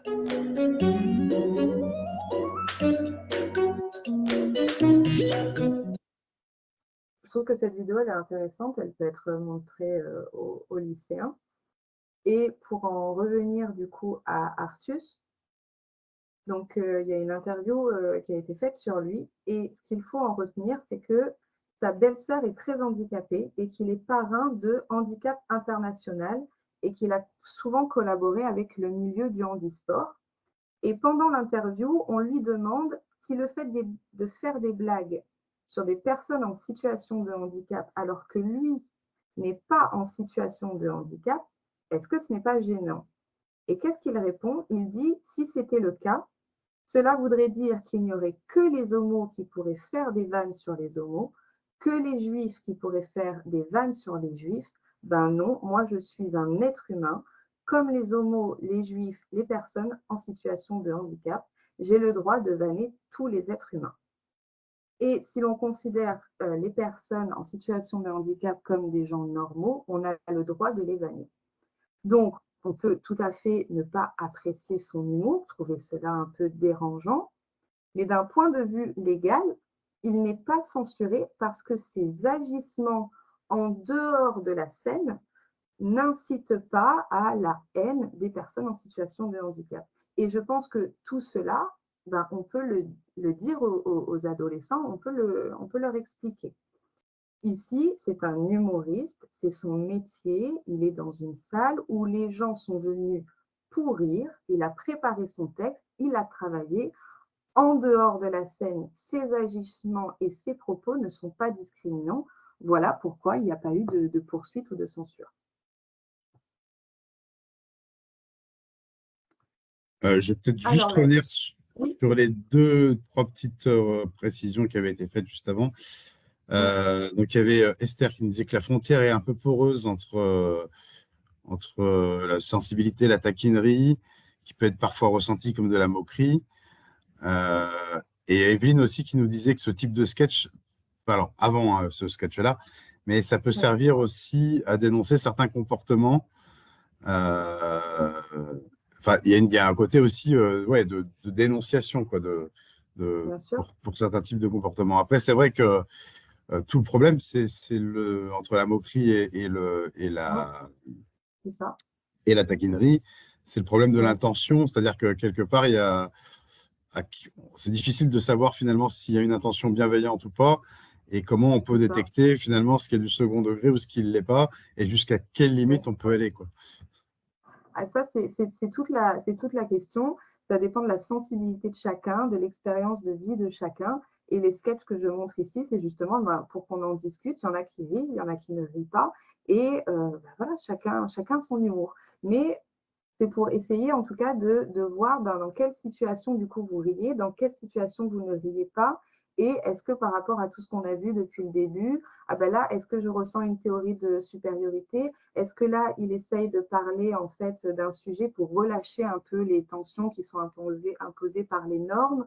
Est-ce que là, il y a un procédé d'expansion? Il y a une incongruité? Enfin voilà, c'est essayer en fait d'analyser les sketchs et pour se faire sa propre idée. C'est pareil, pour revenir juste une dernière fois sur le sketch qu'on vient de voir. Beaucoup se sont exprimés en disant qu'ils n'avaient pas forcément aimé celui-ci, mais est-ce qu'ils ont rigolé quand ils ont regardé Intouchable? Parce que quelque part, on est aussi dans le même type de registre aussi. Bien sûr. Après, là, c'est un sketch qui a duré quelques minutes. Si on ne connaît pas l'humoriste, si on ne connaît pas… Voilà. Parfois aussi, je trouve qu'en regardant plusieurs fois le même sketch, même si la surprise, on dit, importante, et que la répétition finit par faire disparaître le rire, parfois quand on re-regarde un sketch, on entend ou on voit certaines choses qu'on n'avait peut-être pas vues au premier, et du coup on se dit ah ben là j'aime ou alors je n'aime pas. Et puis c'est vrai que Vas-y. Je repense juste au rire qui était retenu après, parce que justement on n'a pas le droit de rire sur ce genre de choses. Est-ce que ce côté transgressif, justement, ne fait pas aussi partie de ce pourquoi on rit, quoi? Oui, mais justement, c'est ça, c'est la théorie de la tension et de la détente. On sait qu'on a des normes sociales, on ne peut pas rire de certains sujets, mais là, le fait, voilà. Après, il y a aussi toute la construction. C'est difficile, hein, parfois, une blague, il suffit qu'on change un mot et là, les gens rient. Parfois, ça se joue à pas grand-chose. Ça se joue à des temps de silence, à une posture, à un regard. C'est très compliqué. C'est très compliqué. Donc, on arrive du coup à la deuxième vidéo. Et si vous n'avez pas ri à la première, vous n'allez pas rire à celle-ci. Donc, ici, c'est un humoriste français qui n'est pas en situation de handicap et qui va faire une improvisation. Pour moi, c'est important de garder en tête que c'est une improvisation. Et il va faire une improvisation avec une personne en situation de handicap. Donc, pareil, je vous laisse regarder la vidéo et puis ensuite, n'hésitez pas à réagir et à dire ce que vous pensez. Ça se passe bien. Ma chérie, tu m'as fait coucou. Attends, j'arrive. Ah, t'es en fauteuil, choupette. Ça va, ça roule? Comment tu t'appelles, choupette? Ça se passe bien. Est-ce que t'as les warnings sur cette connerie-là? Ouais, tu peux l'allumer, cette merde? Voilà. J'adore. Elle a les warnings. Et quand tu recules, est-ce que ça fait bip bip? Comme les camions poubelles? Eh ben, génial! Attendez, on va la mettre dans l'axe de l'escalier. On va voir si tu peux descendre. Elle est plus à sa près maintenant, elle s'en fout. Hein. On va. Comment tu. Elle a quel âge? Elle a 16 ans. 16 ans. Fais bisous. Merci, ma chérie. On s'est déjà vu il y a 3 ans. On s'est vu où, madame? En 2018. D'accord. Et on partait à Tahiti après. Oh, putain. Donc, d'accord. Donc, toi, tu suis ma vie, quoi. Choupette, merci d'être là. Elle est trop mignonne. Est-ce qu'on a d'autres personnes? On a des gens partout, c'est terrible. Oh là là! T'imagines? Je t'aurais bien dit lève-toi et marche, mais on n'a pas le temps de faire des expériences. Alors, qui a levé la main? C'est parti. Lâchez-vous dans le chat. Alors, Peggy qui nous dit que du coup, elle apprécie parce que le sujet rit aussi, enfin, celui qui est victime, la victime, entre guillemets. Oui. Il s'en prend à son fauteuil et pas à la personne. Ça dépend. Oui. Il y a Anne-Christine qui dit certains sketchs ne vieillissent pas, certains sketchs des inconnus n'ont pas pris une ride, mais seraient-ils encore acceptés aujourd'hui? Pareil pour Coluche. Bien sûr. Les personnes qui viennent voir son spectacle connaissent son humour. OK.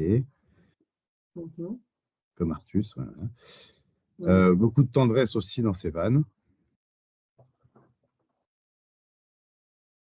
Je suis surprise parce que ce sketch a fait beaucoup plus de polémique que celui d'Artus, par exemple. Réveille qui nous dit, oui, pardon, qui nous dit qu'elle aime bien la gaieté de la jeune personne. Ouais. Esther qui dit oui, c'est touchant, je trouve. Ouais, là, en fait, comparé au sketch d'Artus, il y a beaucoup plus de gens qui. Oui, il y a une interaction. De gens qui ont l'air de l'avoir aimé. Et il y a Ilona, par contre, qui dit qu'elle n'a pas du tout ri. Oui. Et qu'elle a vraiment eu une impression de moquerie. Oui. Il y a Peggy qui dit chapeau pour l'impro respectueuse car impliquante. Oui. Et il y a Cécile qui dit en même temps, j'arrive à ne fort tout le monde.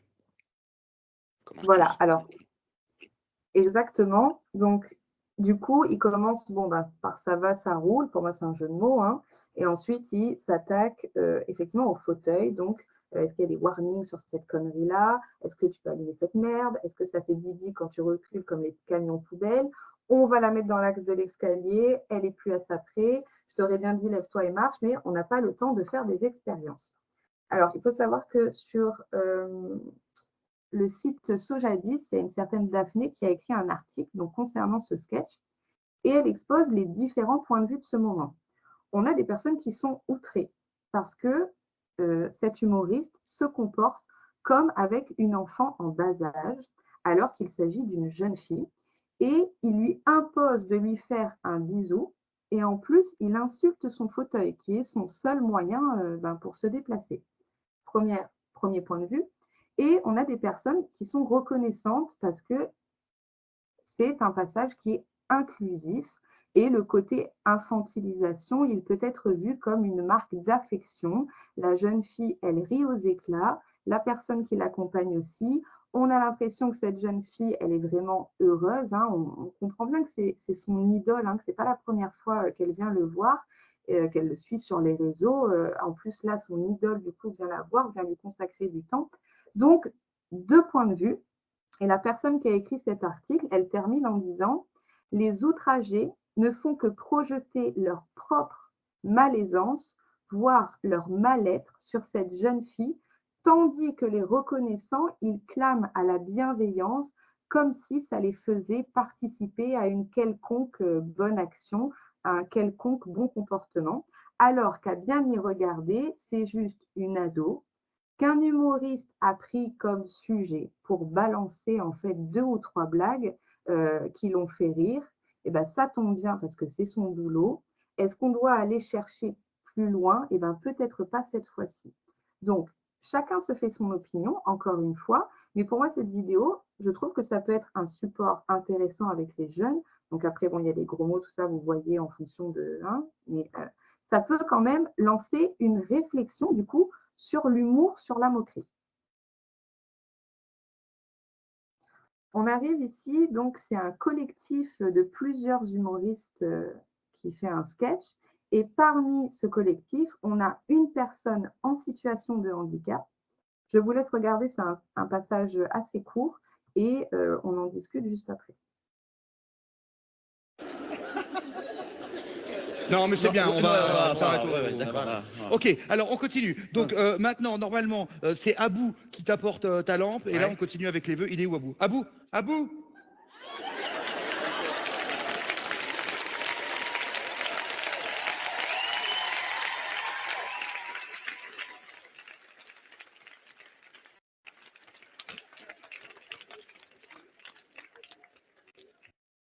Je suis humilié. Oh, mais enfin, c'est toi qui as voulu ce rôle. Là. Pour le coup, je suis désolé. T'es arrivé en réunion d'écriture en disant je suis à bout. À bout de nerfs, Jérémy, à bout de nerfs. Raymond DeVos. Oh là là. Il jongle avec les mots. Ok, bon, là, Abou, donc je te donne la lampe et tu refais ton entrée. Alors, je te rappelle que tu es un petit singe. Tu es censé être rapide, habile et joyeux. Alors, je sais que pour rapide et habile, tu as un certificat médical.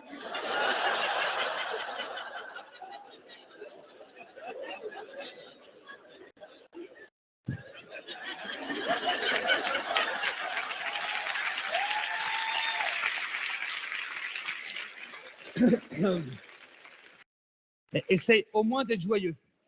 Allez, refais ton entrée.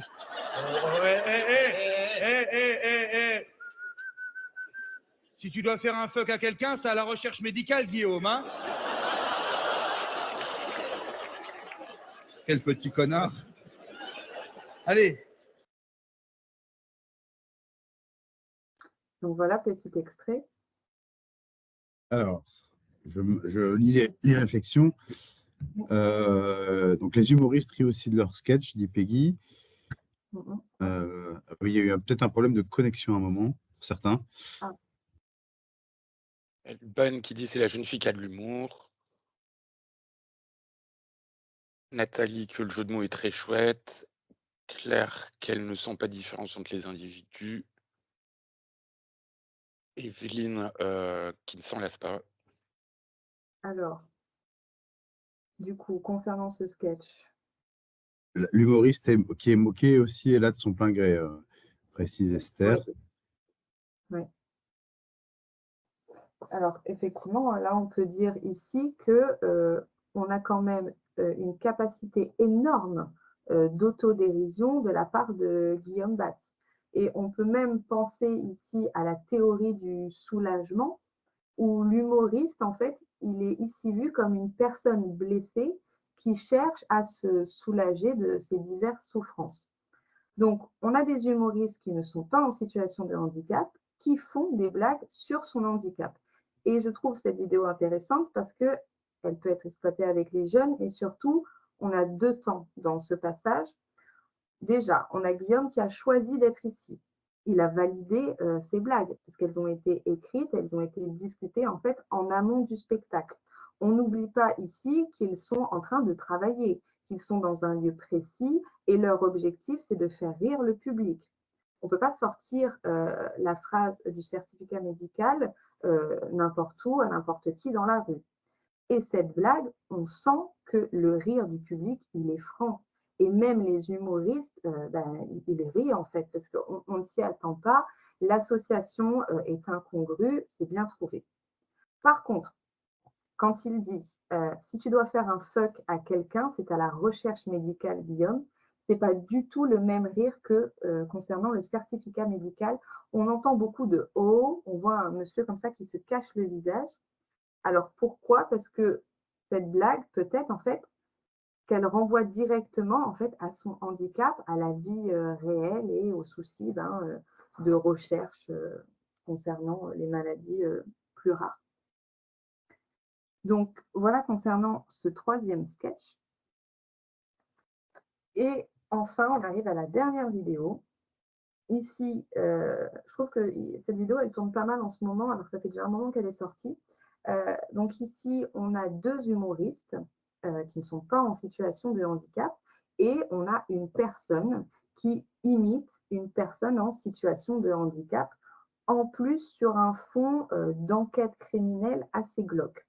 La vidéo est assez longue, je crois qu'elle dure 14 minutes. On va juste regarder les 2-3 premières minutes pour se donner un petit peu une idée du contexte. Si vous en avez envie, la suite du sketch, là, pour des raisons de temps, on va s'arrêter à là. Il y a déjà matière à discuter. Alors, Evelyne qui nous dit « Celui-ci peut servir à exorciser nos peurs et cet handicapé a bonne mémoire. » Intéressant la phrase, il a quelque chose en plus, un atout. Un atout, point d'interrogation. Oui, alors moi je le vois quand il dit Sylvain 21, ça me fait penser à un mot d'esprit parce que si on sort ce mot Sylvain 21 du contexte, en fait il y a aucun sens. Alors que là, du coup, c'est un mot inventé, hein, comme famille millionnaire tout à l'heure. Et du coup, ici, ce mot qui n'a pas de sens, il prend tout son sens. Donc moi, je vois ça comme un mot d'esprit. Jeu de mots, non, pour moi, on est plus dans le mot d'esprit. On a aussi, bien sûr, le début. Hein, on voit que c'est une improvisation hein, quand ils sont en train de cacher les marques. On se doute qu'on comprend que ce n'était pas prévu. Donc, eux-mêmes, ils en rient. Et puis, nous aussi, on en rit. Bon, il y a la blague sur les Arabes. Hein, tout le monde même les Arabes. Et du coup, on comprend que ce Sylvain 21, il a quelque chose en plus. Et que, il n'est pas clair. Quoi, hein, il y a quelque chose qui se trame. Donc pareil, un humoriste qui n'est pas en situation de handicap, qui imite une personne en situation de handicap, est-ce que c'est de la moquerie? Est-ce que c'est pas de la moquerie? Est-ce que ça permettrait, comme une personne l'a dit, d'extérioriser un peu nos peurs, de rire de sujets sur lesquels en fait on ne rit pas, hein. Ici, on a quand même du handicap et en plus un fond de meurtre, hein. Plus vous allez regarder la vidéo, plus on comprend qu'il n'y a pas eu que la première victime.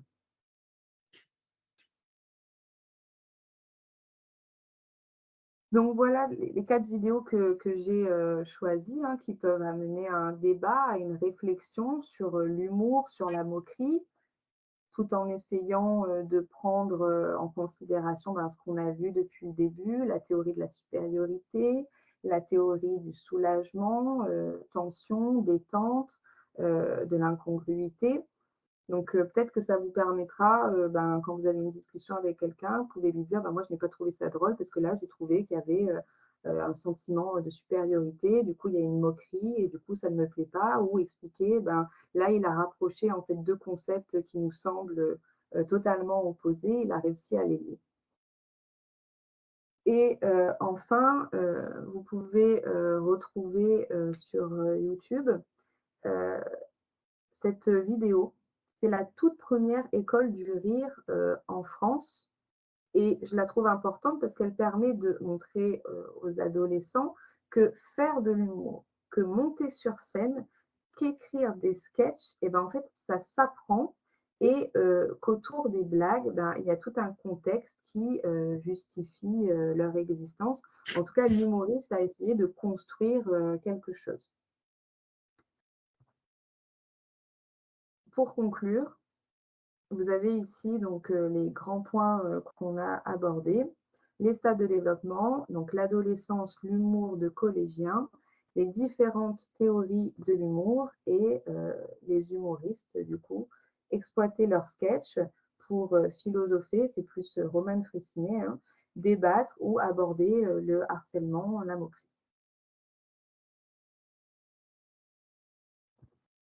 Je suis arrivée à la fin de ma présentation. Donc, si vous avez des questions, n'hésitez pas. Je peux peut-être retourner là où il y a le chat pour regarder. Oui, bien sûr. Alors, si vous voulez prendre la parole, vous levez la Alors, main et comme ça, avec la petite icône qui est dédiée pour lever la main, et comme ça, je peux vous distribuer la parole plus facilement. Alors, je relais pour l'instant là, ce qui avait été dit dans le chat. Le fait aussi d'imiter un handicapé, ça oblige aussi à se mettre dans la peau de la personne. Et donc, c'était Rosita qui trouvait ça intéressant justement parce que ça demandait un peu d'empathie d'une certaine manière, quoi. bien sûr, bien sûr. École supérieure des arts du rire. Donc, c'est le fameux, D'accord. la fameuse école, hein, c'est ça, les arts. Oui, ok. Oui, Evelyne, allez-y. Hein. Attendez, Alors, vous il faut que je lui donne la micro. parole. Hop, autoriser le micro, autoriser la caméra. Voilà. C'est bon, Allez-y, Evelyne, vous pouvez Evelyne. l'activer normalement. Voilà, c'est bon. Oui, bonjour et merci pour cette présentation avec les différentes catégories d'humour, soulagement, incongruité, etc., qui était fort intéressant. Je n'ai pas vraiment de questions. Moi, j'ai beaucoup ri, alors merci pour ça, parce que ces sketchs, je les connais et que pour beaucoup, je ne m'en lasse pas. Je voulais juste dire que c'est vrai qu'on est dans un climat de tension, beaucoup chez les jeunes, mais je pense pas que. Les adultes aussi, on se souvient de la réaction à la blague qu'on pouvait trouver drôle ou pas drôle de Guillaume Meurice il n'y a pas si longtemps. Cette tension qui est là, notamment à cause de l'impact des réseaux sociaux, et quand je dis impact, je le dis au sens propre du terme, au sens militaire du terme, qui demande toujours une réaction immédiate, à chaud, etc. Mais là, avec tout ce que vous avez montré, bon, ça m'a rappelé beaucoup mon ancienne profession.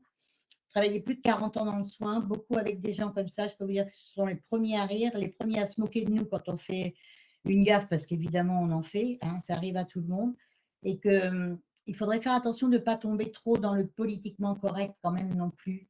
Et voilà pourquoi votre présentation me semble intéressante, parce qu'effectivement, il faut apprendre aux jeunes à distinguer ce qui ressort de la discrimination, mais au-delà de la moquerie, de la discrimination parfaite,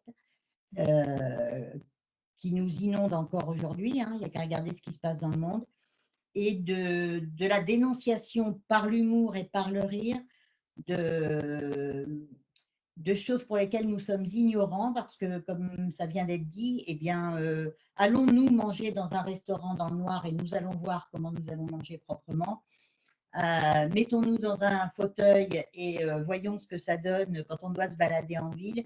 Et toutes ces situations incongrues, en rire, les montrer et en rire, c'est aussi dénoncer notre insuffisance, et surtout sur le territoire hexagonal, par rapport à tout ça. Et pour moi, ça reste hyper important. Voilà, c'est une bonne façon de faire connaissance avec cette partie un peu encore ignorée du monde, mais qui est notre monde, Merci. Ouais, puis pour en revenir aussi à la discrimination, c'est vrai que le fait d'avoir des sujets tabous, d'une certaine manière, c'est une façon de discriminer. Si on reprend je repense, du coup, j'ai repensé plusieurs fois au film Intouchable, mais ce qu'il apprécie chez Omar Sy quand il vient, pourquoi il l'embauche lui, c'est parce que justement, il le sacralise pas, quoi. C'est ça. Lui continue à lui tendre le téléphone alors que ça fait déjà plusieurs semaines, et puis il oublie et il dit ce qu'il pense. Voilà, il n'y a pas de tabou. Il le considère en fait comme une personne entre guillemets normale. Et ouais, il est très touchant ce film.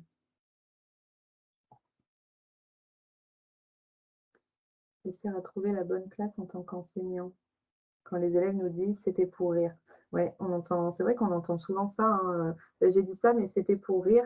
Donc, bon, ben, à l'école primaire, c'est plus compliqué, ça demande du temps, voilà. Mais expliciter, je pense, prendre le temps d'expliciter, il y a une différence entre ben, enfin, plaisanter, moquer. Est-ce que toi, ben, tu aurais aimé, voilà.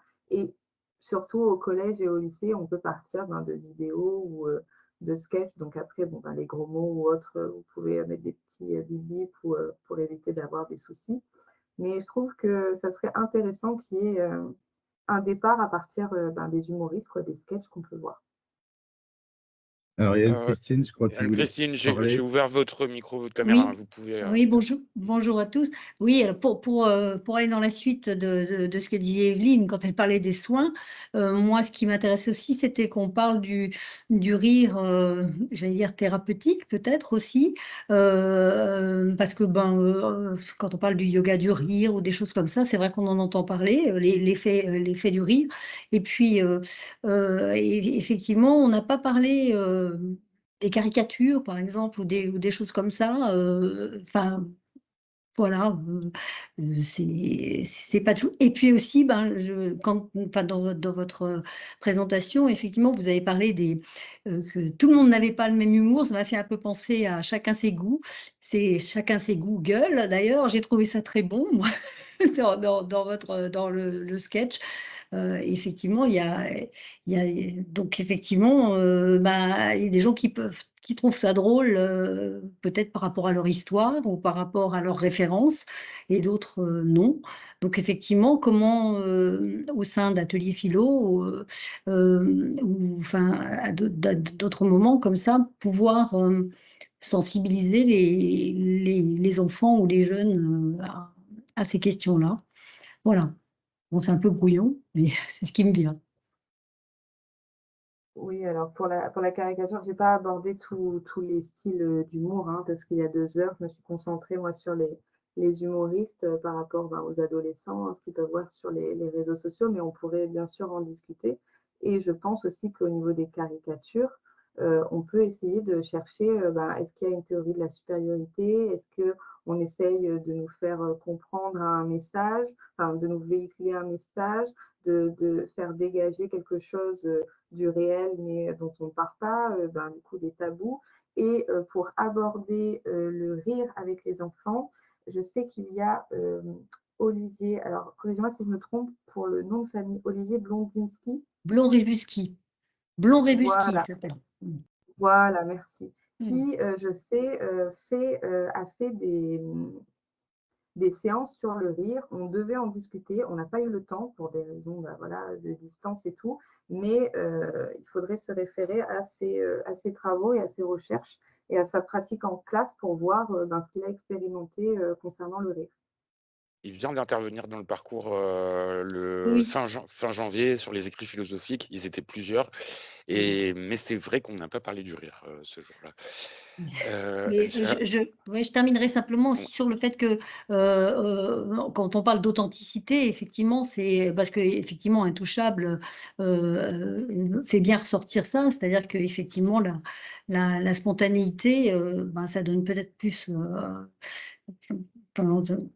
envie de rire, justement, parce que quelque part c'est sincère. Voilà. Alors, Merci. je transmets une question de Frédéric et après on vous donne la parole, Rosvita. Frédéric qui demande, pensez-vous que l'humour permet de créer une distance au réel et ainsi d'aborder la philo avec les enfants plus facilement? Oui. Vous pouvez répéter le début de la question, s'il vous plaît? Il est où le... Peut-être que elle est dans le... Ah, pensez-vous que l'humour permet de créer une distance au réel et ainsi d'aborder la philo avec les enfants plus facilement? Oui, on pourrait le voir comme les travaux des Chirouteurs qui utilisent des albums pour en fait mettre une distance avec ce que l'enfant vit, mais tout en créant en fait un monde imaginaire et rempli de possibilités. Et je pense que l'humour, c'est pas que ça crée une distance avec le réel, c'est que ça le met à distance de nous, de nos préoccupations, ça nous apporte un autre point de vue que peut-être on n'avait pas, et ça peut être abordé avec les enfants. Donc pareil, hein, il faut choisir le bon support en fonction de l'âge des enfants et de la question philosophique qu'on souhaite aborder, pour moi. On vous donne la parole, Rosvita. Normalement, vous pouvez activer votre micro. Hein. Ouais. Voilà, vous m'entendez? On vous entend. Très bien. Donc, je l'ai mis aussi dans le chat, c'est de savoir si vous avez déjà pu utiliser des sketchs comme support inducteur, aussi avec des adolescents pour bien les accrocher, pour qu'ils aient vraiment trouvé un intérêt par l'humour de rentrer dans une réflexion philosophique. Et moi, je pense à des sketchs de Raymond DeVos. Alors, je ne sais pas si les ados accrochent vraiment parce qu'il y a beaucoup de jeux de mots. Et par exemple, Où court-il? Je ne sais pas si vous le connaissez, où tout le village qui court à sa perte, et celui qui marche au marché, bon, plein de jeux de mots. Mais ça, par exemple, ça met en lumière notre société complètement folle de courir, on ne sait pas à quoi. Et donc, après, de les faire évoluer, de formuler une question philosophique à partir de ça. Est-ce que vous avez expérimenté ça, ou qu'est-ce que vous en pensez? Alors, moi, je ne l'ai pas expérimenté. Pourquoi? Parce que je suis enseignante de la petite section au CM2. Donc, bon, j'ai eu des années de remplacement. Là, j'ai actuellement un CM2. Montrer les sketchs que je viens de vous montrer à des élèves de CM2, ça me paraît quand même un peu compliqué. Donc, non, je ne l'ai pas fait. Et comme je le disais, pour moi, c'était en fait ouvrir ici, c'est ouvrir une réflexion. Si jamais il y a des enseignants ici de lycée, des enseignants de philo qui sont là, est-ce qu'ils trouveraient ça intéressant de partir justement de ces sketchs pour déjà accrocher, comme vous l'avez dit, l'intérêt du public, et ensuite partir sur des questions philosophiques? Je pense qu'il y a des humoristes qui se prêtent plus que d'autres. Par exemple, Roman Frécinet, pour moi, se prête plus à une exploitation philosophique que d'autres humoristes.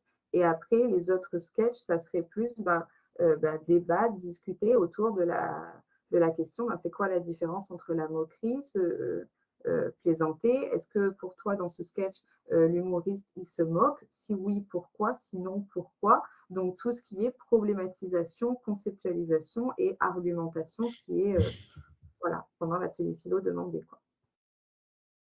Alors, il y a Esther qui nous dit: Montaigne a dit que la philosophie peut être folâtre. On était cet après-midi, c'est décidé, j'attaque le thème du rire après les vacances, et qui dit qu'elle a des CE1 et qu'elle le fera avec d'autres sketchs. Il y a Claire qui veut poser une question aussi. On a ouvert vos micros, votre micro, votre caméra, Claire. Non, ça ne fonctionne pas. Ça ne fonctionne pas. Vous pouvez poser votre question dans le chat alors si ça ne fonctionne pas. Et Evelyne, je crois qu'il voulait reprendre la parole. Ouais, Evelyne qui voulait reprendre la parole. Oui, juste 2 secondes, pardon. Pas avec les plus petits, mais je pense déjà avec des grands ados et puis des plus grands. Cette critique, entre guillemets, critique objective de l'humour peut aussi diriger la discussion vers la liberté d'expression, la liberté de penser, la liberté d'expression surtout.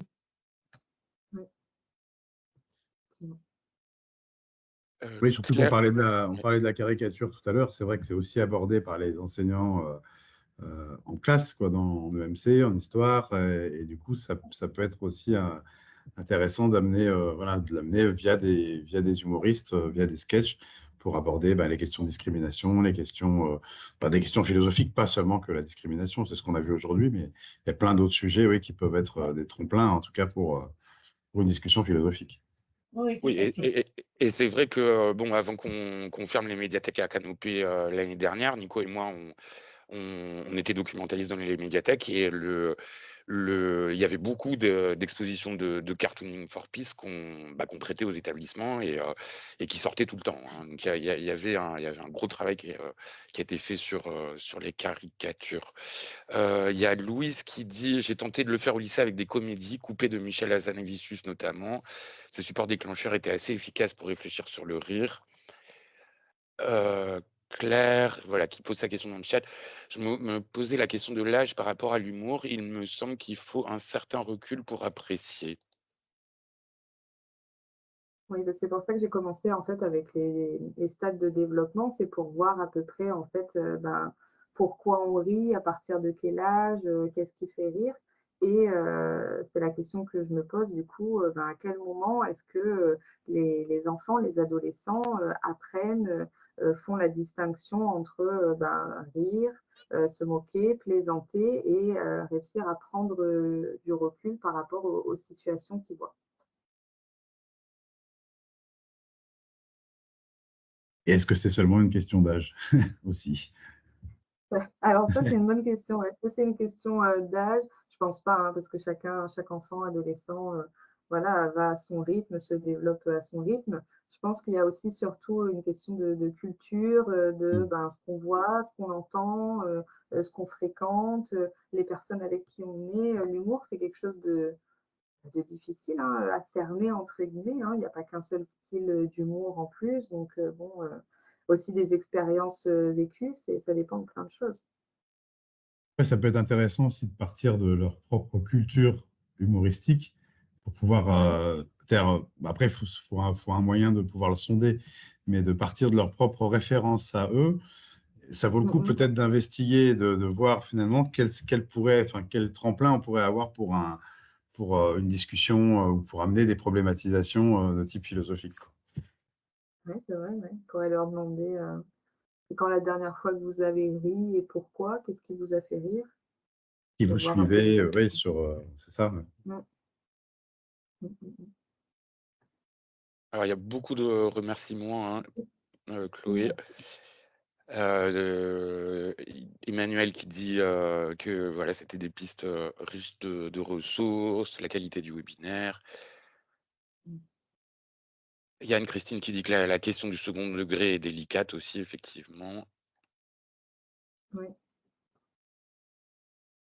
Alors, Légoni qui nous dit, au secondaire, on peut effectivement aller vers la liberté d'expression. Au primaire, je vois plus une exploitation d'écrits humoristiques, comme par exemple les histoires pressées de Bernard Friot. Les enfants entrent très bien dans l'absurde, l'implicite, avec ce type de support. Ouais. Ouais. Bien sûr, Bernard Friot, oui. Après, oui, il faut adapter les supports en fonction de l'âge. Hein. Ça, je pense que c'est primordial, c'est important. Merci. Olivier Blond fait des cours enquête philo au cours des séquences. Ah bah merci Esther. Ouais. Olivier Blond.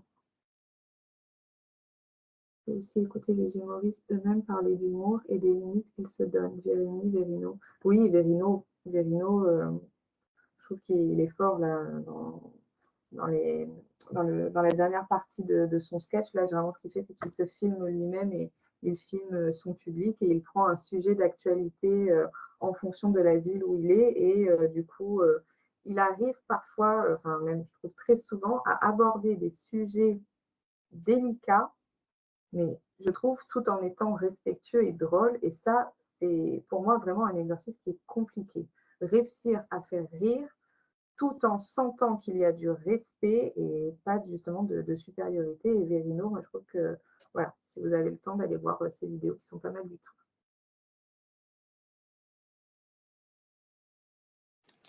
C'était les vidéos de qui? Pardon, c'était les vidéos de qui? J'ai pas saisi le nom.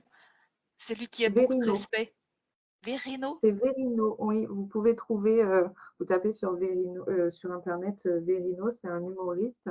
Et je trouve qu'il est fort parce qu'il prend des sujets d'actualité, en plus en fonction de la ville où il est, parce que quand il fait sa tournée, du coup, il chope une info, une actualité, et du coup, il essaye d'écrire un sketch là-dessus. Donc, il a déjà très peu de temps pour écrire son sketch. Il faut qu'il trouve un sujet d'actualité sur lequel il a des choses à dire, et il arrive, personnellement, je trouve, à toujours le faire dans le respect et à nous faire rire. La souris verte avec les adolescents, ben pourquoi pas? Pourquoi pas?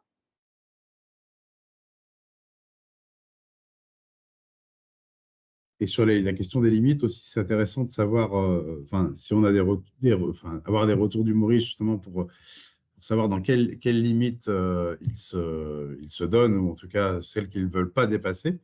Et après aussi qu'elles puissent être sujet de ta discussion. Pourquoi est-ce que vous pensez que ces limites sont valables ou pas? Est-ce qu'on pourrait aller plus loin? Est-ce que vous êtes d'accord, pas d'accord avec ces propos? Pourquoi pas? Et pourquoi, du coup? Dans mes, Il y a- dans mes il y souvenirs, a- c'est Jamel Debbouze qui avait eu une interview et je crois qu'il disait qu'il ne faisait pas de blagues sur une personne si cette personne ne peut pas changer ce qu'il va dire. Par exemple, il va faire des blagues sur les vêtements ou alors sur la barbe ou une coupe de cheveux, parce que ce sont des choses que la personne va pouvoir, enfin, si elle le veut, peut changer. Voilà, si elle veut changer après de vêtements, changer de coupe de cheveux ou de barbe, c'est quelque chose qu'elle pourra faire. Et Jamel Debbouze, il expliquait qu'il ne fait pas de blagues sur le physique, par exemple le nez ou autre, parce que c'est pas quelque chose que la personne va pouvoir changer. Donc ça, je me souviens, c'était une interview qu'il avait donnée et je trouvais du coup son explication intéressante. Ça peut être un point de vue. si je peux me permettre, il y a une prof de linguistique qui a invité plusieurs humoristes à intervenir dans son école pour justement qu'ils s'expriment sur leur humour, les limites qu'ils se fixaient ou pas. Et c'est assez intéressant de les écouter. D'accord. On peut voir la vidéo du coup. Alors, il faut que je vous la retrouve dans les 3 minutes qui suivent. Je le mets dans le chat. Merci. Merci, Evelyne. Et s'il n'y a pas de questions, on va conclure. Il est 16 heures. Déjà, on va remercier Chloé. C'était vraiment super. C'était interactif en plus avec tout le travail sur les vidéos, un gros travail de recherche. C'était vraiment chouette. Et merci beaucoup, Chloé. Et donc, vous rappelez juste qu'il reste 6 webinaires donc, jusqu'à la fin de l'année. Dominique Milner et Claudie Wilczynski la semaine prochaine sur les dispositifs ADER. Fanny Bourillon et Angie Gadea fin avril, le 24 avril, sur la philo-création, philo et art.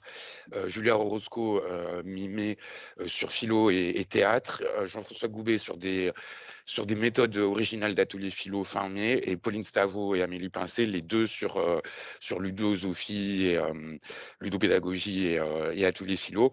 Et vous rappelez ou vous apprendre qu'en tout cas, ce sera là les 6 derniers en fait webinaires, parce qu'avec et la fin de ces 4 années de parcours, alors, on fera d'autres choses avec Nicolas, sûrement des capsules, des podcasts, sûrement des vidéos, mais vu qu'on va devoir former les enseignants en fait maintenant le mercredi après-midi sur des modules de 3 heures, voilà, on n'aura pas les mercredis l'année prochaine pour pouvoir continuer ces webinaires. Oui, bah oui. Nous aussi, on trouve ça un peu triste, mais bon, voilà, on a quand même fait. On poursuivra sous d'autres formes, où on essaiera de trouver. On en refera quand même, hein, c'est-à-dire qu'on ne va pas arrêter complètement, mais du coup, pas à ce rythme-là. Voilà, et pas à ce rythme-là. voilà, les fréquences seront un petit peu plus espacées, et on essaiera surtout de pouvoir amener d'autres éléments. On aimerait bien pouvoir, enfin nous dans notre idée, en tout cas, après il faut voir si c'est réalisable concrètement au niveau de Canopée, mais on aimerait bien montrer de la pratique en fait, surtout des pratiques en classe, montrer ou faire, alors montrer si on peut filmer, sinon par des podcasts, un petit peu comme Chloé l'avait fait sur Extra Classe, pardon. Ouais, sur Extra Classe, voilà. je vous remets le podcast de Chloé. Oui, si tu peux le mettre dans le chat. Ouais, je le remets parce qu'il n'y avait pas tout le monde tout à l'heure. On vous le recommande, hein. C'est donc nos collègues de Canopée qui ont été dans la classe de Chloé, et c'est un super podcast. Oui, le Géniali, Gisèle, il restera ouvert, et on va continuer à l'alimenter en fait, justement avec des podcasts assez sûrs, avec des vidéos si c'est possible. Voilà, et pour vous donner un exemple, on fera intervenir de nouvelles personnes, hein, par rapport à la presque soixantaine de personnes qui sont intervenues depuis 4 ans, mais on reviendra aussi, et sûrement aussi avec Chloé, mais on reviendra aussi avec des gens qu'on a déjà fait intervenir. Je pense à Céline Ouanessian du Canard des enfants philosophes, avec qui on est déjà en train de mettre de côté des matériaux, et notamment sur elle forme les enfants à être animateurs, en fait, sur les enfants animateurs. Ça, c'est quelque chose qu'on n'a pas abordé pendant les 4 ans, et voilà, on essaiera aussi de mettre la focale sur des choses qu'on n'a pas abordées, mais avec des gens qu'on a déjà invités. Voilà, bah encore merci beaucoup Chloé hein, pour cette Bah, merci intervention à et, vous. Merci beaucoup. Merci et infiniment on- Chloé. On a le lien du Geniali, donc moi je ferai l'émargement demain matin et je vous mettrai le support de Chloé. Je vous mettrai aussi un support complémentaire que j'avais envoyé à Chloé. C'est Hans Limon qui avait inauguré le parcours cette année, si vous vous souvenez. Lui aussi avait écrit un petit mémo sur humour et philosophie qui est très chouette. Et on fera, je ferai une transcription aussi de toutes les sources qu'on a mis dans le chat, Mathieu Chauffret, enfin tout ce que tu as cité Chloé, on l'a mis en lien dans le chat et je grouperai tout ça demain pour vous le transmettre aussi. Voilà. Juste, Voilà. j'ai retrouvé le lien, je l'ai mis pour Chloé. Ah, vous l'avez? super, merci. Je vais. Ah, excellent. Ouais. Ben, on le rajoutera dans les références du coup. Ok, Ah. parfait. Voilà. Hop. Nickel. Eh ben, merci beaucoup. Merci à vous. Écoutez, ben, on se retrouve le 3 avril pour ceux qui seront C'est là. mercredi prochain. Mercredi prochain, ouais, C'est tout à fait. mercredi prochain pour Dominique Villeneuve. les ateliers ADR. Et on vous souhaite une bonne fin d'après-midi. Une excellente après-midi, une excellente soirée, Chloé. Ben, merci beaucoup en tout cas de m'avoir accordé votre confiance et pour ce moment. Ben, merci à toi et merci à Julie. On a vu qu'elle était là aussi, notre collègue de l'atelier Canopée de la Réunion pour avoir fait le merci lien. Julie. Merci Julie. À très bientôt et bon après-midi, bonne soirée à vous. Au revoir. Au revoir. Au revoir.